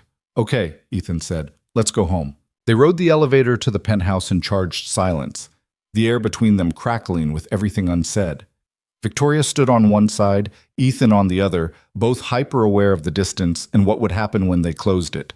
The vote was over. The immediate crisis had passed. Now came the reckoning they'd been postponing since that kiss 2 days ago. The elevator doors opened directly into the apartment, and Victoria stepped inside, shedding her coat with movements that betrayed her nervous energy. Ethan followed, closing the door behind them with a soft click that sounded unnaturally loud in the quiet space. "Do you want a drink?" Victoria asked, already heading toward the kitchen. "Victoria, stop." She froze, her back to him, shoulders rigid with tension. "We need to talk about this," Ethan continued. "About what's happening between us. We can't keep avoiding it." "I'm not avoiding anything," she said, but she still didn't turn around. "I'm just trying to process the fact that I nearly lost everything today, that Julian came within 3 votes of destroying me." "But he didn't. You won. It's over." "Is it?" Victoria finally turned to face him, and her eyes were haunted. "Julian's still out there, still plotting, still waiting for me to fail. And now he knows that we—" She broke off, wrapping her arms around herself. "He saw how I looked at you today. He knows this isn't just business anymore." "Would that be such a terrible thing?" Ethan crossed the space between them slowly. "If people knew we actually cared about each other? It gives him leverage." Victoria's voice was strained. "Every real feeling becomes a weapon he can use against us. Against me. Don't you understand? I can't afford to love you, Ethan. Love makes you vulnerable. And I can't be vulnerable. Not in my position. Not with Julian circling like a shark." The words hit Ethan like a physical blow. "So what are you saying? That we just ignore what's happening between us? Pretend that kiss meant nothing?" "I'm saying we stick to the contract." But her voice wavered. 1 year, clean break, no complications. "It's already complicated, Victoria. We passed complicated about 3 months ago." Ethan stopped just out of reach, close enough to see the conflict warring in her expression. "You feel it too. I know you do. That's why you're scared." "Of course I'm scared." The words burst out of her, raw and desperate. "I've spent my entire life building walls to protect myself, learning not to need anyone, not to trust anyone, and then you showed up with your quiet strength and your stupid integrity, and somehow you got past every defense I have. Do you have any idea how terrifying that is?" "Yeah, actually I do." Ethan's own voice shook. "Because I wasn't supposed to care about you either. This was supposed to be survival, a transaction. But somewhere between the fake dates and the practice stories and the late nights planning strategy, you became real to me, the most real thing in my life. And that scares the hell out of me too." Victoria's eyes glistened with unshed tears. "We can't do this. We have 7 more months on the contract. If this becomes something real and it falls apart, we still have to live together, still have to maintain appearances. It would be torture." "And what is it now?" Ethan challenged. "Living this close to you, wanting you, knowing you want me back, but we're both too afraid to admit it? That's not torture? At least it's safe. Is it? Because from where I'm standing, playing it safe is destroying us both." Victoria closed her eyes, a single tear escaping down her cheek. I don't know how to do this. How to be someone's partner for real. How to let someone in without losing myself in the process. My mother did that. She loved my father so completely that when he betrayed her, there was nothing left of who she used to be. I watched her become a shell of herself. I swore I'd never let that happen to me. Ethan reached out slowly, giving her time to pull away. When she didn't, he gently wiped the tear from her cheek with his thumb. I'm not your father, and you're not your mother. We're us, Victoria. Two people who started this as a business arrangement and ended up finding something neither of us expected. That's not weakness. That's being human. She leaned into his touch, her eyes opening to meet his. What if we try this and it ruins everything? What if I'm not capable of being what you need? What if you are? Ethan cupped her face in both hands. What if we're exactly what each other needs and we're just too stubborn to see it? Victoria's hand came up to cover his, holding it against her cheek. The contract expires in 7 months. Then what? Do we really just walk away from each other like we agreed? I don't know, Ethan admitted, but I know I don't want to spend the next 7 months pretending I don't love you. The words hung between them, finally spoken aloud, impossible to take back. Victoria's breath caught, her eyes searching his face with desperate intensity. Say that again, she whispered. I love you. Ethan's voice was steady now, certain. I didn't mean to. I tried not to. But I do. I love your brilliant mind and your terrible fear of failure and the way you take your coffee with too much sugar even though you pretend to like it black. I love how you care about this company and the people who work for it. I love that you're terrified right now, but you're still standing here, still fighting, still brave enough to be honest about being scared. Victoria made a sound that was half laugh, half sob. I love you too. I've been fighting it for weeks, telling myself it was just proximity or gratitude or anything except what it actually is. But I love you, Ethan Cole, and it's the most terrifying thing I've ever felt. Good, Ethan said, pulling her closer, because love should be terrifying. It means you have something to lose, something worth fighting for. I'm not good at this, Victoria warned. I'll work too much. I'll forget to talk about my feelings. I'll probably drive you crazy with my control issues. And I'll call you out when you're being ridiculous. I'll remind you to sleep and eat. I'll probably frustrate you with my optimism. Ethan smiled. We'll figure it out together. No contracts, no performance. Just us, being honest with each other. No more separate bedrooms? Victoria asked, a hint of hope in her voice. Not unless you want them. I don't. She rose up on her toes, her lips a breath away from his. I'm done pretending, Ethan. I'm done being afraid. I want this. I want you, real and messy and complicated. He kissed her then, and it was nothing like their careful, staged affection or even the desperate kiss from 2 days ago. This was a claiming, a promise, a leap into something neither could control. Victoria's arms wrapped around his neck, pulling him impossibly closer. Ethan's hands slid down to her waist, then her hips, drawing her against him until there was no space left between them. They broke apart only when breathing became necessary, both flushed and breathless, and smiling like fools. Bedroom? Victoria asked, and there was no uncertainty in her voice now. Yours or mine? Ours, she said, taking his hand. From now on, it's ours. She led him down the hallway, past the guest room that had been his sanctuary for months, to her bedroom that he'd never entered before. It was surprisingly personal. Books scattered on the nightstand, a framed photo of her father on the dresser, soft gray linens instead of the stark white he'd expected. Evidence of the woman beneath the executive armor.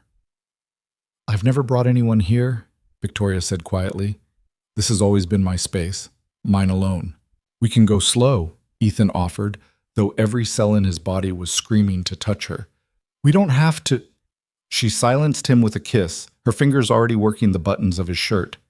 I've been going slow for months. I'm done with slow. They undressed each other with fumbling urgency, months of denied want pouring out in frantic touches and gasped encouragement. When they finally fell onto her bed, skin against skin, Victoria looked up at Ethan with eyes that held no calculation, no performance, just raw, honest need. I love you, she said again, like she was testing the words, learning their weight. I love you too, Ethan replied. And then there were no more words, just the language of touch and breath and two people finally allowing themselves to be vulnerable with each other. Later, they lay tangled in the sheets, Victoria's head on Ethan's chest, his fingers tracing lazy patterns on her shoulder.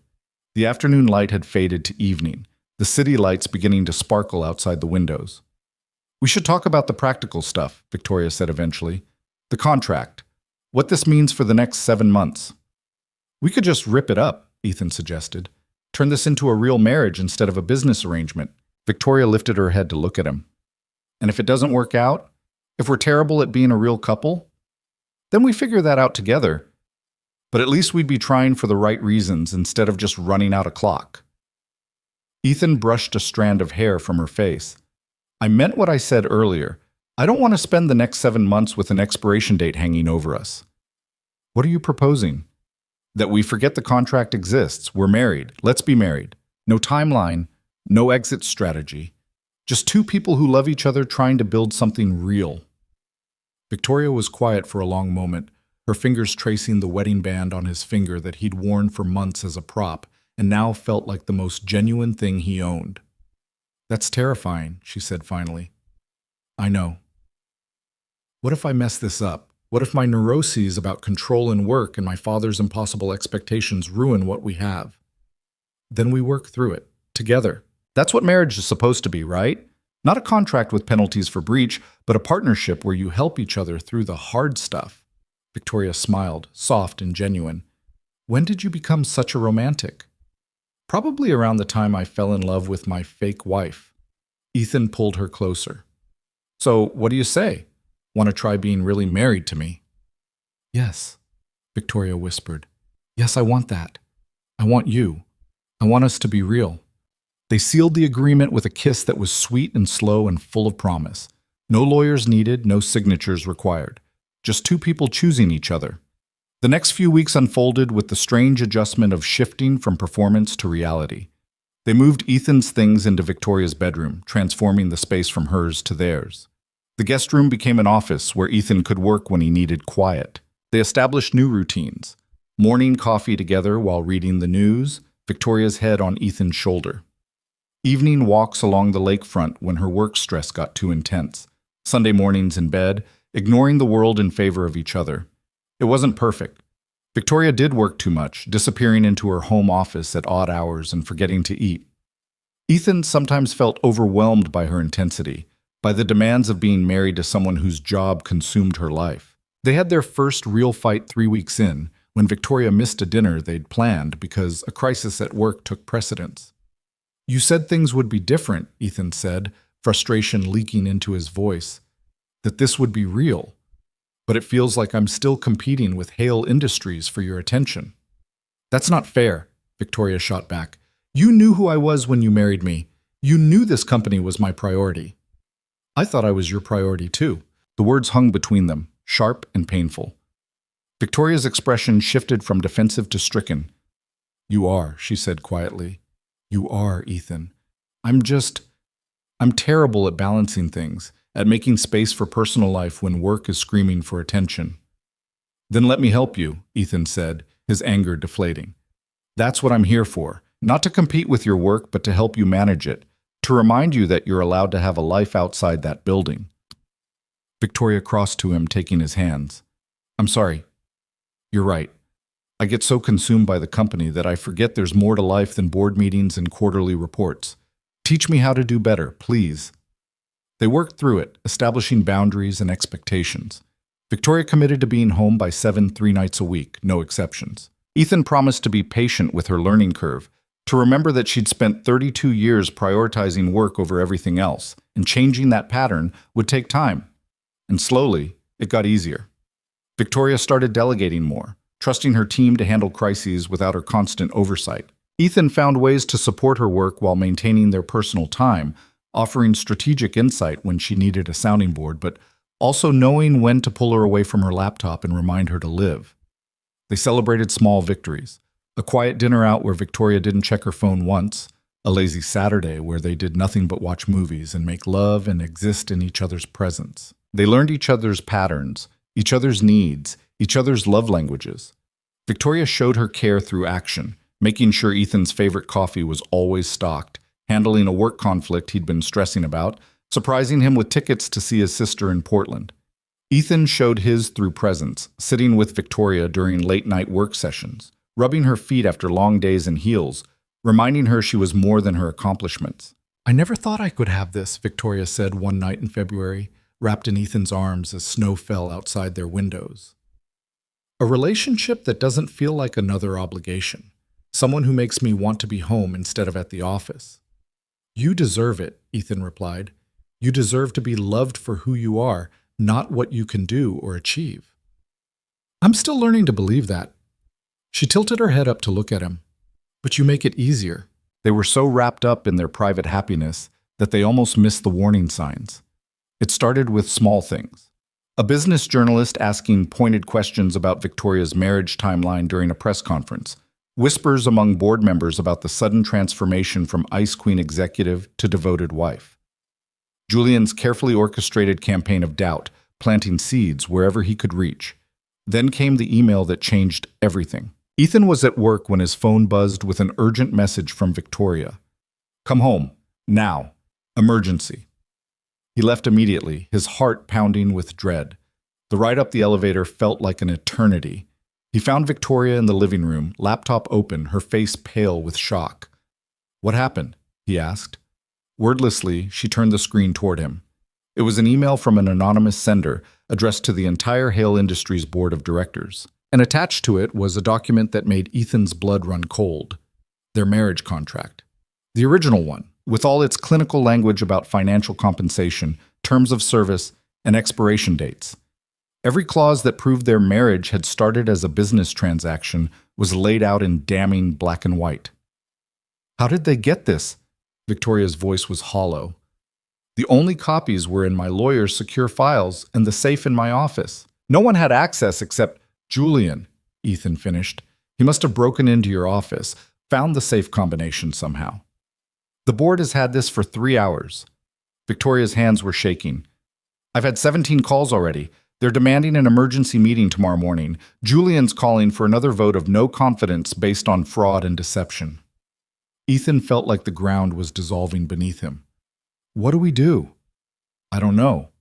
Victoria looked up at him, and for the first time since he'd known her, she looked utterly defeated. "The contract is real. The financial arrangement was real. How do I explain that what started as fraud became genuine? They'll never believe me." "Then we don't explain," Ethan said, his mind racing. "We show them." "Show them what?" "That regardless of how this started, what we have now is real. That yes, we made a deal, but we fell in love anyway. That's not fraud. That's just two people finding something unexpected in an unconventional situation." Victoria shook her head. "The board won't care about love, Ethan. They care about liability and public relations and the fact that their CEO entered into what looks like a sham marriage to circumvent her father's will. So we get ahead of it. We tell the truth before Julian can twist it into something uglier." Ethan knelt in front of her chair, taking her hands. "We own what we did. We explain why. And we let our actions over the past 6 months speak to what this marriage has become." "They'll crucify me," Victoria whispered, "or they'll respect your honesty." Ethan squeezed her hands. "Either way, we face this together. That's what marriage means, right? Real marriage, not the contract version, the version where you stand beside each other even when everything's falling apart." Victoria's eyes filled with tears. "I'm so sorry. This is my fault. I should have destroyed that contract the moment we decided to make this real. I should have—" "Stop." Ethan cupped her face, making her look at him. "We both signed it. We're both responsible. And we'll both face the consequences. But Victoria, I need you to hear me. I don't regret this. Any of it. Even if the board votes you out tomorrow. Even if Julian wins. I don't regret falling in love with you." "How can you say that?" she asked. "Your life was finally stable. You were out of debt, building a future, and now I've dragged you into a scandal that could destroy both our careers. You didn't drag me anywhere. I chose this. I chose you. And I'd make the same choice again." Ethan's voice was fierce. "We'll get through this. Together." Victoria pulled him into a desperate embrace, burying her face in his shoulder. "I love you. I should have said it more. I should have made sure you knew." "I know," Ethan said into her hair. "I've always known." They held each other as the city lights flickered beyond the windows, two people bracing for impact, finding strength in each other as the world they'd carefully built threatened to collapse around them. The emergency board meeting was scheduled for 9 the next morning. They spent the night preparing, crafting a statement that was honest without being defensive, that acknowledged the unconventional beginning of their marriage while emphasizing its genuine evolution. Victoria practiced her delivery with Ethan offering feedback, both of them running on coffee and adrenaline and stubborn determination not to let Julian win. "What if this doesn't work?" Victoria asked around 3 in the morning, exhaustion making her vulnerable. "What if they fire me anyway?" "Then you start over," Ethan said simply. "You're brilliant, Victoria. Hale Industries would be lucky to keep you, but if they don't, there are 100 other companies that would kill to have you as their CEO. I don't want another company. This is my father's legacy. My legacy. I know, and we're going to fight for it. But if we lose, it's not the end of the world. It's just the end of this chapter." Ethan took her hand. "We'll write a new one. Together." Victoria managed a weak smile. "When did you become the optimistic one in this relationship?" "Someone has to balance out your catastrophic thinking," Ethan teased gently. "We make a good team that way." "We do," she agreed. "We really do." They arrived at Hale Industries at 8:30 the next morning, both dressed for battle. Victoria in her most powerful suit, Ethan in his best outfit, wedding rings prominently displayed. The board was already assembled in the conference room, their expressions ranging from curious to hostile. Julian sat at the far end of the table, looking smug. "Thank you all for coming on such short notice," Victoria began, her voice steady despite the stakes. "I'm sure you all received the email yesterday containing my marriage contract with Ethan. I'm not going to insult your intelligence by pretending it doesn't exist or that it doesn't raise serious questions about the legitimacy of my marriage." She paused, making eye contact with each board member. "The truth is, yes, Ethan and I entered into a contractual marriage 6 months ago. My father's will required me to be married to retain control of this company, and I was desperate not to let Julian dismantle everything we've built. So I proposed a business arrangement to Ethan, who was facing his own financial crisis. It was calculated, strategic, and yes, deceptive." Julian leaned forward, ready to pounce, but Victoria continued. "But what the contract doesn't show you is what happened after we signed it. The late nights working together to prepare for your scrutiny. The conversations that had nothing to do with business and everything to do with actually knowing each other. The moment we both realized we'd stopped performing and started genuinely caring." Victoria's voice softened. "The contract gave us a reason to be in each other's lives, but love is what made us stay." She turned to Ethan, who stood and joined her at the head of the table. "I know what Julian wants you to believe," Ethan said, addressing the board directly. "That I'm a gold digger who married my boss for money. That Victoria is so desperate to keep her position that she'd defraud you all with a fake marriage. And maybe at the beginning, there was truth to that. But I can stand here today and tell you with complete honesty that I love my wife, not her company, not her position, her. The woman who works herself to exhaustion because she cares about every employee in this building, who took a risk on a junior associate's ideas and implemented them because they were good, not because of who suggested them. Who carries the weight of her father's legacy with such grace and determination that it's impossible not to admire her." Victoria's hand found his, their fingers lacing together. "So yes," Ethan continued, "our marriage started as a contract, but it became real. And if that disqualifies Victoria from leading this company, then you're making a mistake. Because the woman standing beside me is the best leader Hale Industries could ask for. I'd know. I married her." Silence filled the room. Board members exchanged glances. Julian's confident expression had started to crack. Finally, the board chairman spoke. "These are serious allegations, Victoria.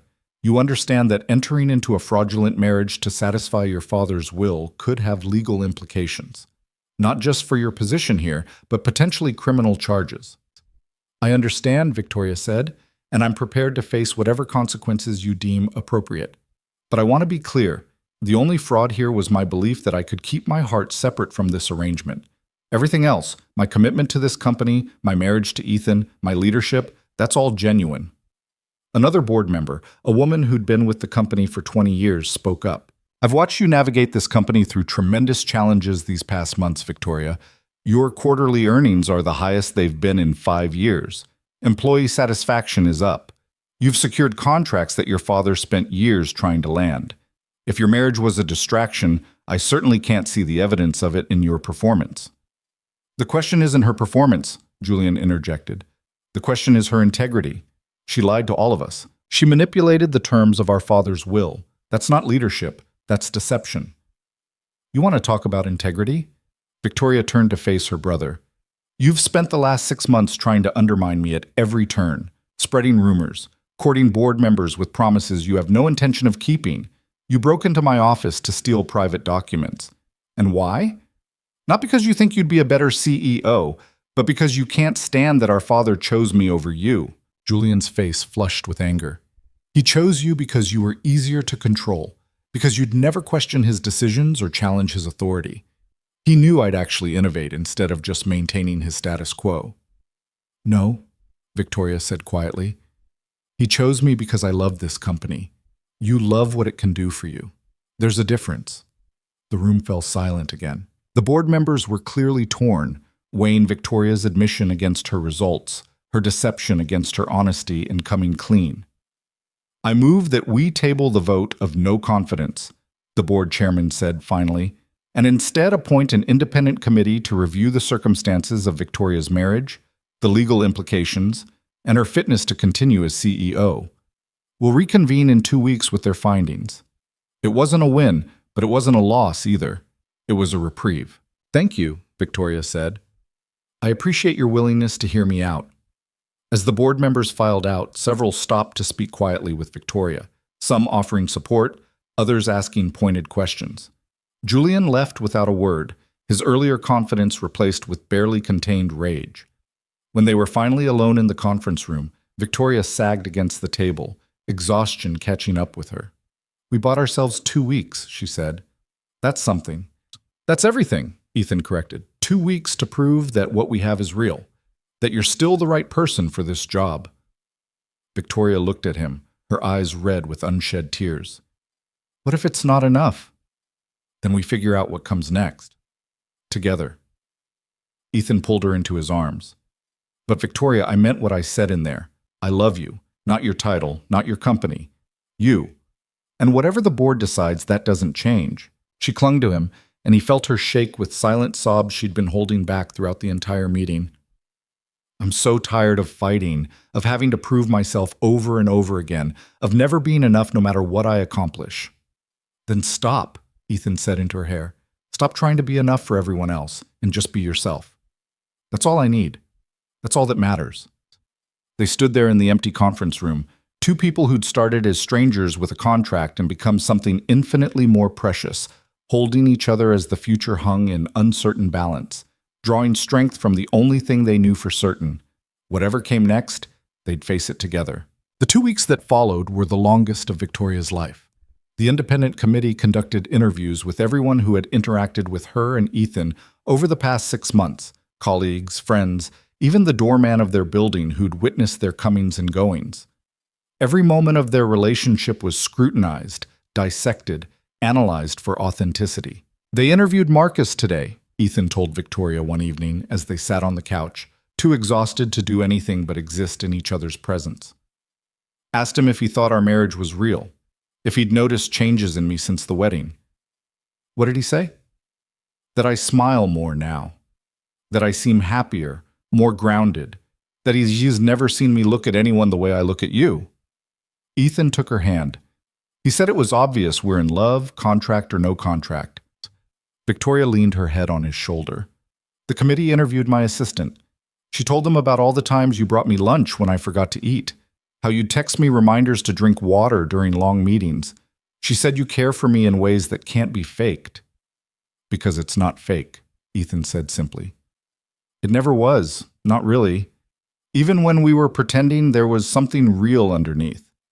The waiting was agonizing. Victoria threw herself into work with renewed intensity, determined to prove that the scandal hadn't affected her performance. She closed a major deal with a European distributor. She restructured the marketing department for better efficiency. She worked 16-hour days until Ethan physically removed her laptop and reminded her that burning out wouldn't help her case. You can't control what the committee decides, he told her gently. All you can do is keep being the brilliant CEO you've always been and trust that they'll see the truth. The truth is complicated, Victoria said. We did deceive them. We did enter into a fraudulent marriage. The fact that we fell in love doesn't erase that. No, but it matters. It has to matter. Julian, meanwhile, was making his own moves. He gave interviews to business publications hinting at Victoria's deception, painting himself as the concerned brother trying to protect the company from scandal. He courted board members with elaborate dinners and promises of higher dividends under his leadership. He was building his case methodically, waiting for the committee's findings to give him the ammunition he needed for a final strike. He's not going to stop, Victoria said one night, watching news coverage of Julian's latest interview. Even if the committee clears me, he'll find another angle, another way to undermine me. Then we'll deal with that too, Ethan replied, one crisis at a time. But privately, Ethan was worried. He'd seen the way some board members looked at Victoria now, with suspicion instead of respect. The revelation about their contract had tainted everything she'd accomplished, making people question whether her success was genuine or just another performance. On the 10th day of waiting, something unexpected happened. Victoria received a call from her mother, a woman she spoke to perhaps twice a year, whose approval she'd stopped seeking long ago. I saw the news, her mother said without preamble. About your marriage. About the contract. Victoria braced herself for judgment. I'm sure you have opinions. I do. I think it was foolish and risky and exactly the kind of thing your father would have done. Her mother's voice softened. But I also think it took courage. Standing in front of that board and admitting what you did instead of trying to hide it. That's not the Victoria I raised. That's someone braver. The words caught Victoria off guard. I don't understand. You married this man, Ethan, to keep the company. But you fell in love with him. That's not weakness, Victoria. That's being human. Your father spent so much time teaching you to be strong that he forgot to teach you. It's okay to be vulnerable too. Her mother paused. I made mistakes with your father. I loved him so completely that I lost myself. But you haven't done that. You've built something with Ethan where you can be both strong and vulnerable, successful and in love. That's better than anything I ever managed. Victoria felt tears prick her eyes. Thank you for saying that. Bring him to visit sometime. I'd like to meet the man who managed to get past your armor. After the call ended, Victoria sat in stunned silence. Ethan found her like that and immediately sensed something had shifted. What happened? My mother called. She said... Victoria's voice cracked. She said she was proud of me for being brave enough to love you. Ethan pulled her close. She's right. You are brave. I don't feel brave. I feel terrified that I'm going to lose everything. The company, my reputation, maybe even you if this gets ugly enough. You're not going to lose me, Ethan said firmly. I don't care how ugly this gets. I'm not going anywhere. On the 13th day, the committee requested a final private meeting with Victoria and Ethan. They sat in the same conference room where Victoria had confessed the truth, facing the 3 committee members across the table. The chairman, a retired judge named Margaret Morrison, looked at them with inscrutable eyes. We've completed our investigation. We've interviewed dozens of people, reviewed your financial records, examined the timeline of your relationship. We have our findings. Victoria reached for Ethan's hand under the table. He squeezed back, a silent promise that whatever came next, they'd face it together. The facts are straightforward, Morrison continued. You entered into a contractual marriage to satisfy the terms of Richard Hale's will. The arrangement included financial compensation for Mr. Cole. By the letter of the law, this constitutes fraud regarding the marriage clause. Victoria's heart sank. This was it. They were going to recommend her removal. However, Morrison said, and Victoria's breath caught. The law also recognizes that relationships evolve, that intentions can change. What began as a business arrangement clearly transformed into a genuine marriage. Every person we interviewed confirmed this. Your colleagues, your friends, even your building staff all testified to observing a real relationship developing between you. So what does that mean? Victoria asked carefully. It means that while the initiation of your marriage was ethically questionable, the marriage itself is legally valid and, by all evidence, genuine. You didn't lie about being married. You just didn't disclose how the marriage began. Morrison glanced at her fellow committee members. We're recommending that the board take no action against your position as CEO. The marriage clause has been satisfied. You are, in fact, married. How you got there is between you and your conscience. Relief flooded through Victoria so powerfully she felt dizzy. Ethan's grip on her hand tightened. However, Morrison continued, and the relief evaporated slightly. We are recommending that you publicly address this situation. Not to apologize for your marriage, but to control the narrative before it controls you. Transparency moving forward will be crucial to maintaining the board's confidence. I understand, Victoria said. Thank you, all of you, for taking the time to see the whole picture instead of just the optics. For what it's worth, one of the other committee members said, a woman named Sarah Chen, I've known you since you were a child, Victoria. I watched your father push you to be perfect, to sacrifice everything for this company. If entering into an unconventional marriage was what it took to keep his legacy alive while also finding some personal happiness, I can't fault you for that. You deserve both. After the committee dismissed them, Victoria and Ethan made it to the elevator before she broke down. Not with despair this time, but with relief so profound it manifested as tears. We won, she said against Ethan's chest. We actually won. No, Ethan corrected gently. You won. You stood up there and told the truth even when it could have destroyed you. You fought for what matters. That's all you. It's us, Victoria insisted. None of this works without us. The formal board meeting 2 days later was almost anticlimactic. Morrison presented the committee's findings. A few board members asked pointed questions, but the majority seemed satisfied with the investigation's thoroughness. When the vote came, it wasn't even close. Victoria retained her position as CEO with overwhelming support. Julian's motion for a vote of no confidence was defeated decisively. Julian stood to speak, his face twisted with fury. This is a mockery. You're all willing to overlook fraud because she's produced good quarterly earnings. What kind of precedent does that set? The precedent that we trust our CEO's judgment, the board chairman said, both in business and in her personal life. Your concerns have been noted, Julian, but this board has confidence in Victoria's leadership. That confidence extends to supporting her marriage, however it began. Julian stormed out, and Victoria felt a weight lift that she'd been carrying since childhood. The constant need to prove herself to her brother, to beat him, to be better than him, it had defined so much of her life. And now it was over. Not because she'd destroyed him, but because she'd simply outlasted his attacks. After the meeting, Victoria made a statement to the press that her legal team had carefully crafted. She acknowledged that her marriage had begun unconventionally, that she and Ethan had married quickly to satisfy her father's will, but that their relationship had evolved into something genuine and deeply meaningful. She didn't apologize for protecting her father's company or for finding love in an unexpected place. She simply told the truth and let people make of it what they would. The response was mixed. Some business publications criticized her judgment. Others praised her transparency. A few even suggested that her willingness to be vulnerable while maintaining her professional excellence made her a more effective leader, not less. But mostly, after a few news cycles, the story faded. There were always newer scandals, fresher controversies to capture public attention.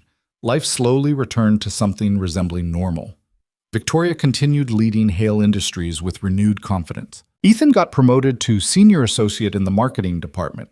On his own merit, his supervisor emphasized, not because of who he was married to. They settled into their life together with the security of knowing they'd survived the worst and come out stronger.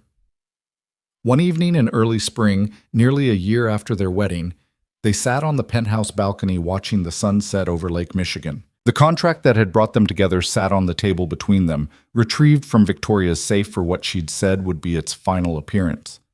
The year's almost up, Victoria said, looking at the document that had once defined their entire relationship.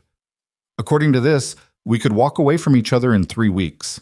No penalties, clean break, just like we agreed. Is that what you want? Ethan asked, though he already knew the answer. No. Victoria picked up the contract, heavy with all its clauses and contingencies and careful legal language. This thing doesn't represent us anymore. It never really did. We were always more than what it said on paper. She stood and walked to the outdoor fireplace they'd had installed. With deliberate ceremony, she held the contract over the flames. Any objections to destroying legally binding documents? Not a single one, Ethan said. Victoria let it go. They watched the paper catch fire, edges curling and blackening, all that clinical language about terms and compensation and exit strategies turning to ash. When it was gone, nothing but smoke dispersing into the spring air, Victoria returned to her seat beside Ethan. "So what now?" she asked. "We're not contractually obligated to each other anymore. We're just us. Is that enough?" Ethan teased. "It's everything." Victoria took his hand. "I spent so much of my life thinking love was a weakness, that needing someone meant losing yourself. But you taught me that's not true. Love doesn't make you weak. It gives you something to be strong for, someone to be strong with." "You taught me some things too," Ethan said. "That survival isn't the same as living. That taking risks on yourself is just as important as playing it safe. That sometimes the best things in life come from the most unexpected places." Victoria shifted in her chair to face him fully. "I love you, Ethan Cole, not because a contract said we had to be married. Not because we needed each other to survive our respective crises, but because you're kind and patient and you make me laugh when I'm taking myself too seriously. Because you see me, really see me, not just the executive or the heiress or the daughter trying to live up to her father's impossible standards. You see Victoria, and you love her anyway." I love her especially," Ethan corrected. "The brilliant, complicated, occasionally neurotic woman who somehow decided I was worth taking a chance on." He pulled a small box from his pocket, and Victoria's breath caught. "We did everything backwards.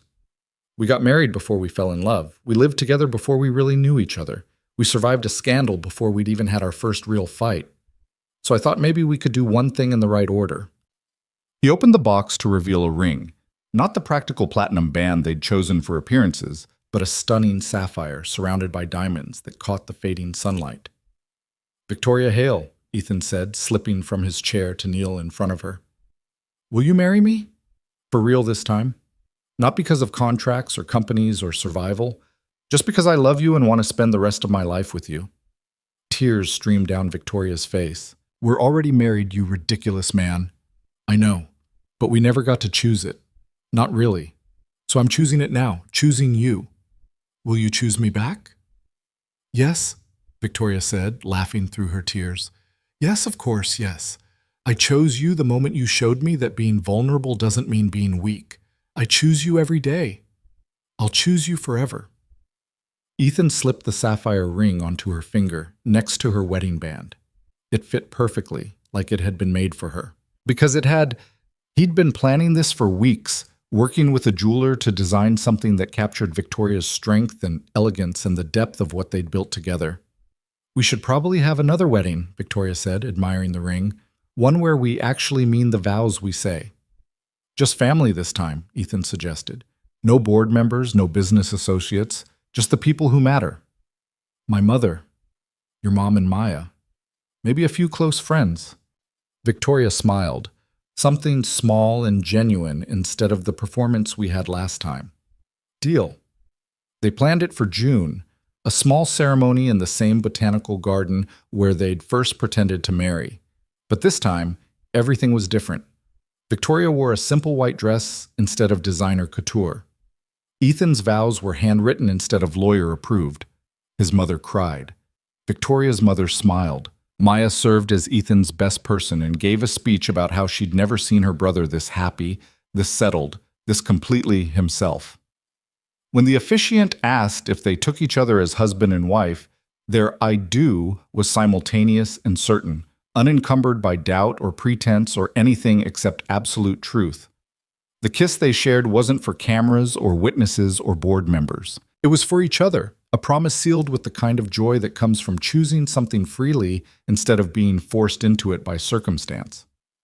At the small reception afterward, Marcus pulled Ethan aside. "You know, when you first got married, I thought you were crazy. Marrying your boss, moving into her penthouse. It seemed like a disaster waiting to happen." "It almost was," Ethan admitted. "But instead it became this." Marcus gestured to where Victoria stood with Ethan's mother, laughing at something Maya had said, looking more relaxed and happy than Ethan had ever seen her. You two are good together, really good. She makes you braver, and you make her softer. That's what partnership looks like. Yeah, Ethan agreed, warmth spreading through his chest. Yeah, it is. Later that night, back in their penthouse that had transformed from a sterile showplace into a real home, Victoria and Ethan stood at the windows overlooking their city. Do you ever think about where we'd be if you'd said no? Victoria asked. If you'd walked away from my crazy proposal? Sometimes, Ethan admitted. I'd probably still be drowning in debt, working the same job, living that half-life where you're just surviving instead of actually living. What about you? I'd be alone in this apartment, running the company with the same ruthless efficiency and none of the joy, proving myself over and over to people who would never really see me. Victoria leaned into him. Julian probably would have found another way to challenge me, and I would have fought him alone. I might have even won, but I would have been so lonely. We saved each other, Ethan said, in more ways than either of us expected. The proposal that saved our careers, Victoria murmured. And our hearts, Ethan added. They stood there in comfortable silence, watching the city lights twinkle like stars, two people who'd started as strangers with a contract and become partners in every sense that mattered. The journey had been unconventional, sometimes painful, often terrifying. But it had led them here, to love that was chosen freely, to partnership built on honesty, to a future they'd create together. The following months unfolded with the kind of contentment that comes from knowing you're exactly where you're supposed to be. Victoria continued to excel at Hale Industries, but she also learned to delegate, to trust her team, to leave work at the office so she could actually have a life outside it. Ethan thrived in his role, eventually starting to develop plans for his own marketing consultancy, something he'd always dreamed of but never thought he deserved. You should do it, Victoria encouraged when he mentioned it hesitantly. Start your firm. I can help with seed money, connections, whatever you need. I don't want to use your resources, Ethan protested. That's not why I married you. I know that. Everyone knows that by now. Victoria smiled. But we're partners. That means supporting each other's dreams. You supported mine when I needed it most. Let me support yours. Julian, meanwhile, had left Hale Industries entirely. After his final attempt to unseat Victoria failed, he'd sold his remaining shares and moved to New York to start his own venture capital firm. They heard through family channels that he was doing well, that maybe the distance from their father's legacy had given him room to find his own path. Victoria sent him a congratulations card when his first major investment paid off. He didn't respond, but the gesture felt important, a closing of old wounds, a release of old resentments. Do you think you'll ever be close with him? Ethan asked. Probably not, Victoria admitted. Too much history, too much hurt. But maybe we can be civil. Maybe that's enough. A year and a half after their original wedding, Victoria came home early from work with news that made Ethan's heart stop. I'm pregnant, she said, the words somewhere between terrified and joyful. Ethan stared at her, processing. Pregnant, as in, we're having a baby. That's generally what pregnant means, yes. Victoria's hands were shaking. I know we didn't plan this. We haven't even talked about kids. And with my job and your career and everything we've been building, Ethan crossed to her and pulled her into his arms, cutting off her spiral. We're having a baby. Are you happy? Victoria asked into his chest. Or are you terrified? Both, Ethan laughed. Definitely both. But mostly happy. We can do this, Victoria. We've survived everything else. We can handle a baby. I don't know how to be a mother, Victoria confessed. I didn't exactly have the best role models. Then we'll figure it out together, just like we've figured out everything else. Ethan pulled back to look at her. This is good news. This is great news. We're going to be parents. Victoria's fear slowly transformed into a smile. We're going to be parents. The pregnancy was challenging. Victoria struggled with morning sickness and the loss of control that came with her changing body. But Ethan was there through all of it, holding her hair back when she was sick, rubbing her feet when they swelled, reminding her that growing a human being was perhaps the most important work she'd ever do. I've built companies and closed billion-dollar deals, Victoria said one evening, looking down at her expanding stomach. but this is the most terrifying thing I've ever attempted. You're going to be an amazing mother, Ethan assured her. You're strong and smart, and you love fiercely. That kid is going to be so lucky. Their daughter was born on a snowy January morning, arriving 3 weeks early and making her presence known with healthy lungs and a full head of dark hair. They named her Elena, after Ethan's father Edward and Victoria's grandmother Helen, a bridge between their two families. Holding his daughter for the first time, Ethan felt something shift fundamentally inside him. This tiny person, who existed because he'd been desperate enough to agree to a fake marriage, who wouldn't be here if Victoria hadn't proposed that insane deal, who represented the transformation of a contract into a family. She's perfect, he whispered. She looks like you, Victoria said from the hospital bed, exhausted but radiant. She has your determination. Look at that grip. Elena had indeed wrapped her tiny fist around Ethan's finger with surprising strength, holding on like she'd never let go. Victoria's maternity leave was the longest break she'd taken from work in her entire adult life. She'd arranged for a strong interim leadership team, determined to actually be present for these early months, instead of trying to do everything at once. And surprisingly, she loved it. The quiet early mornings with Elena, the way Ethan would bring them both coffee and just sit with them.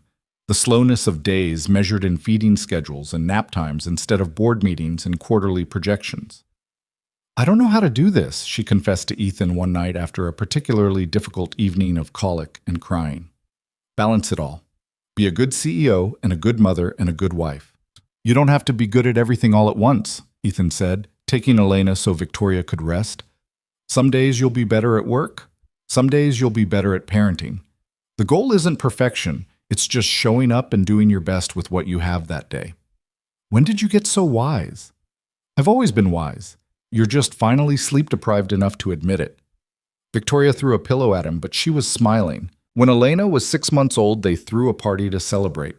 Not a corporate event or a strategic gathering, but a genuine celebration with friends and family crowding into the penthouse that had witnessed their entire journey. Ethan's mother held Elena and told stories about Ethan as a baby. Maya had made a ridiculous cake decorated with tiny fondant contracts that made everyone laugh. Even Victoria's mother came, bringing an antique christening gown that had been in her family for generations. You've built something real here, Victoria's mother said quietly, watching Ethan dance with Elena to music playing in the background. A real family. That's harder than running any company. I had help, Victoria replied, her eyes on her husband and daughter. The best partnerships usually do. As the evening wound down and guests filtered out, Ethan found Victoria on the balcony, looking at the city that had been the backdrop for their entire story. Tired? He asked, sliding an arm around her waist. Exhausted, happy, overwhelmed. All of it. She leaned into him. Do you ever think about that first day? When I called you into the conference room and proposed the craziest thing either of us had ever heard? All the time, Ethan admitted. I think about how desperate we both were, how impossible it all seemed, how sure I was that I was making a terrible mistake. And now? Now I know it was the best decision I ever made. Not because of the money or the stability or even the career opportunities. He turned her to face him. Because it led me to you. To us. To this life we've built that's messy and imperfect and more real than anything I could have imagined. Victoria kissed him, soft and sweet and full of contentment. I love you, Ethan Cole. Thank you for being brave enough to say yes to a desperate woman with a crazy plan. Thank you for being desperate enough to ask, Ethan replied. Best proposal I ever received. They stood there as the city lights flickered and distant sounds of traffic hummed below. Two people who'd started as strangers with a contract and become everything to each other. Inside, Elena slept peacefully in her nursery, proof that something beautiful could grow from the most unlikely beginnings. The penthouse that had once been a sterile showplace was now filled with baby toys and family photos, and the comfortable chaos of real life. The contract that had brought them together was long gone, burned to ash and scattered to the wind. But what it had created remained, a marriage built not on obligation or desperation, but on choice. The choice to be vulnerable, the choice to be honest, the choice to love someone even when it was terrifying, even when it was complicated, even when it meant risking everything. Victoria had proposed a deal born from desperation. What she'd gotten was a partnership born from love. And in the end, that made all the difference. Years later, when Elena was old enough to ask how her parents met, they'd tell her the truth. They'd explain that sometimes love shows up in unexpected ways, that the best things in life often come from taking chances, that being brave enough to be honest, even when honesty is scary, is always worth it. They'd tell her about a contract that became a marriage, that became a family, about two people who saved each other in more ways than they could count, about learning that sometimes the proposal that saves your career can also save your heart. And they'd tell her that nothing about their love was fake, even when it started that way. Because real love isn't about how you begin. It's about choosing to stay, choosing to fight, choosing each other every single day. That choice, more than any contract or company or crisis, was what had built the life they now shared. A life that was messy and beautiful and completely, perfectly real. And it all started with the most unconventional proposal either of them had ever heard. Marry me for 1 year, no questions asked, and walk away debt-free. They'd kept the first part, changed the timeline, and found something infinitely more valuable than financial freedom. They'd found each other. And that was worth more than any contract could ever promise.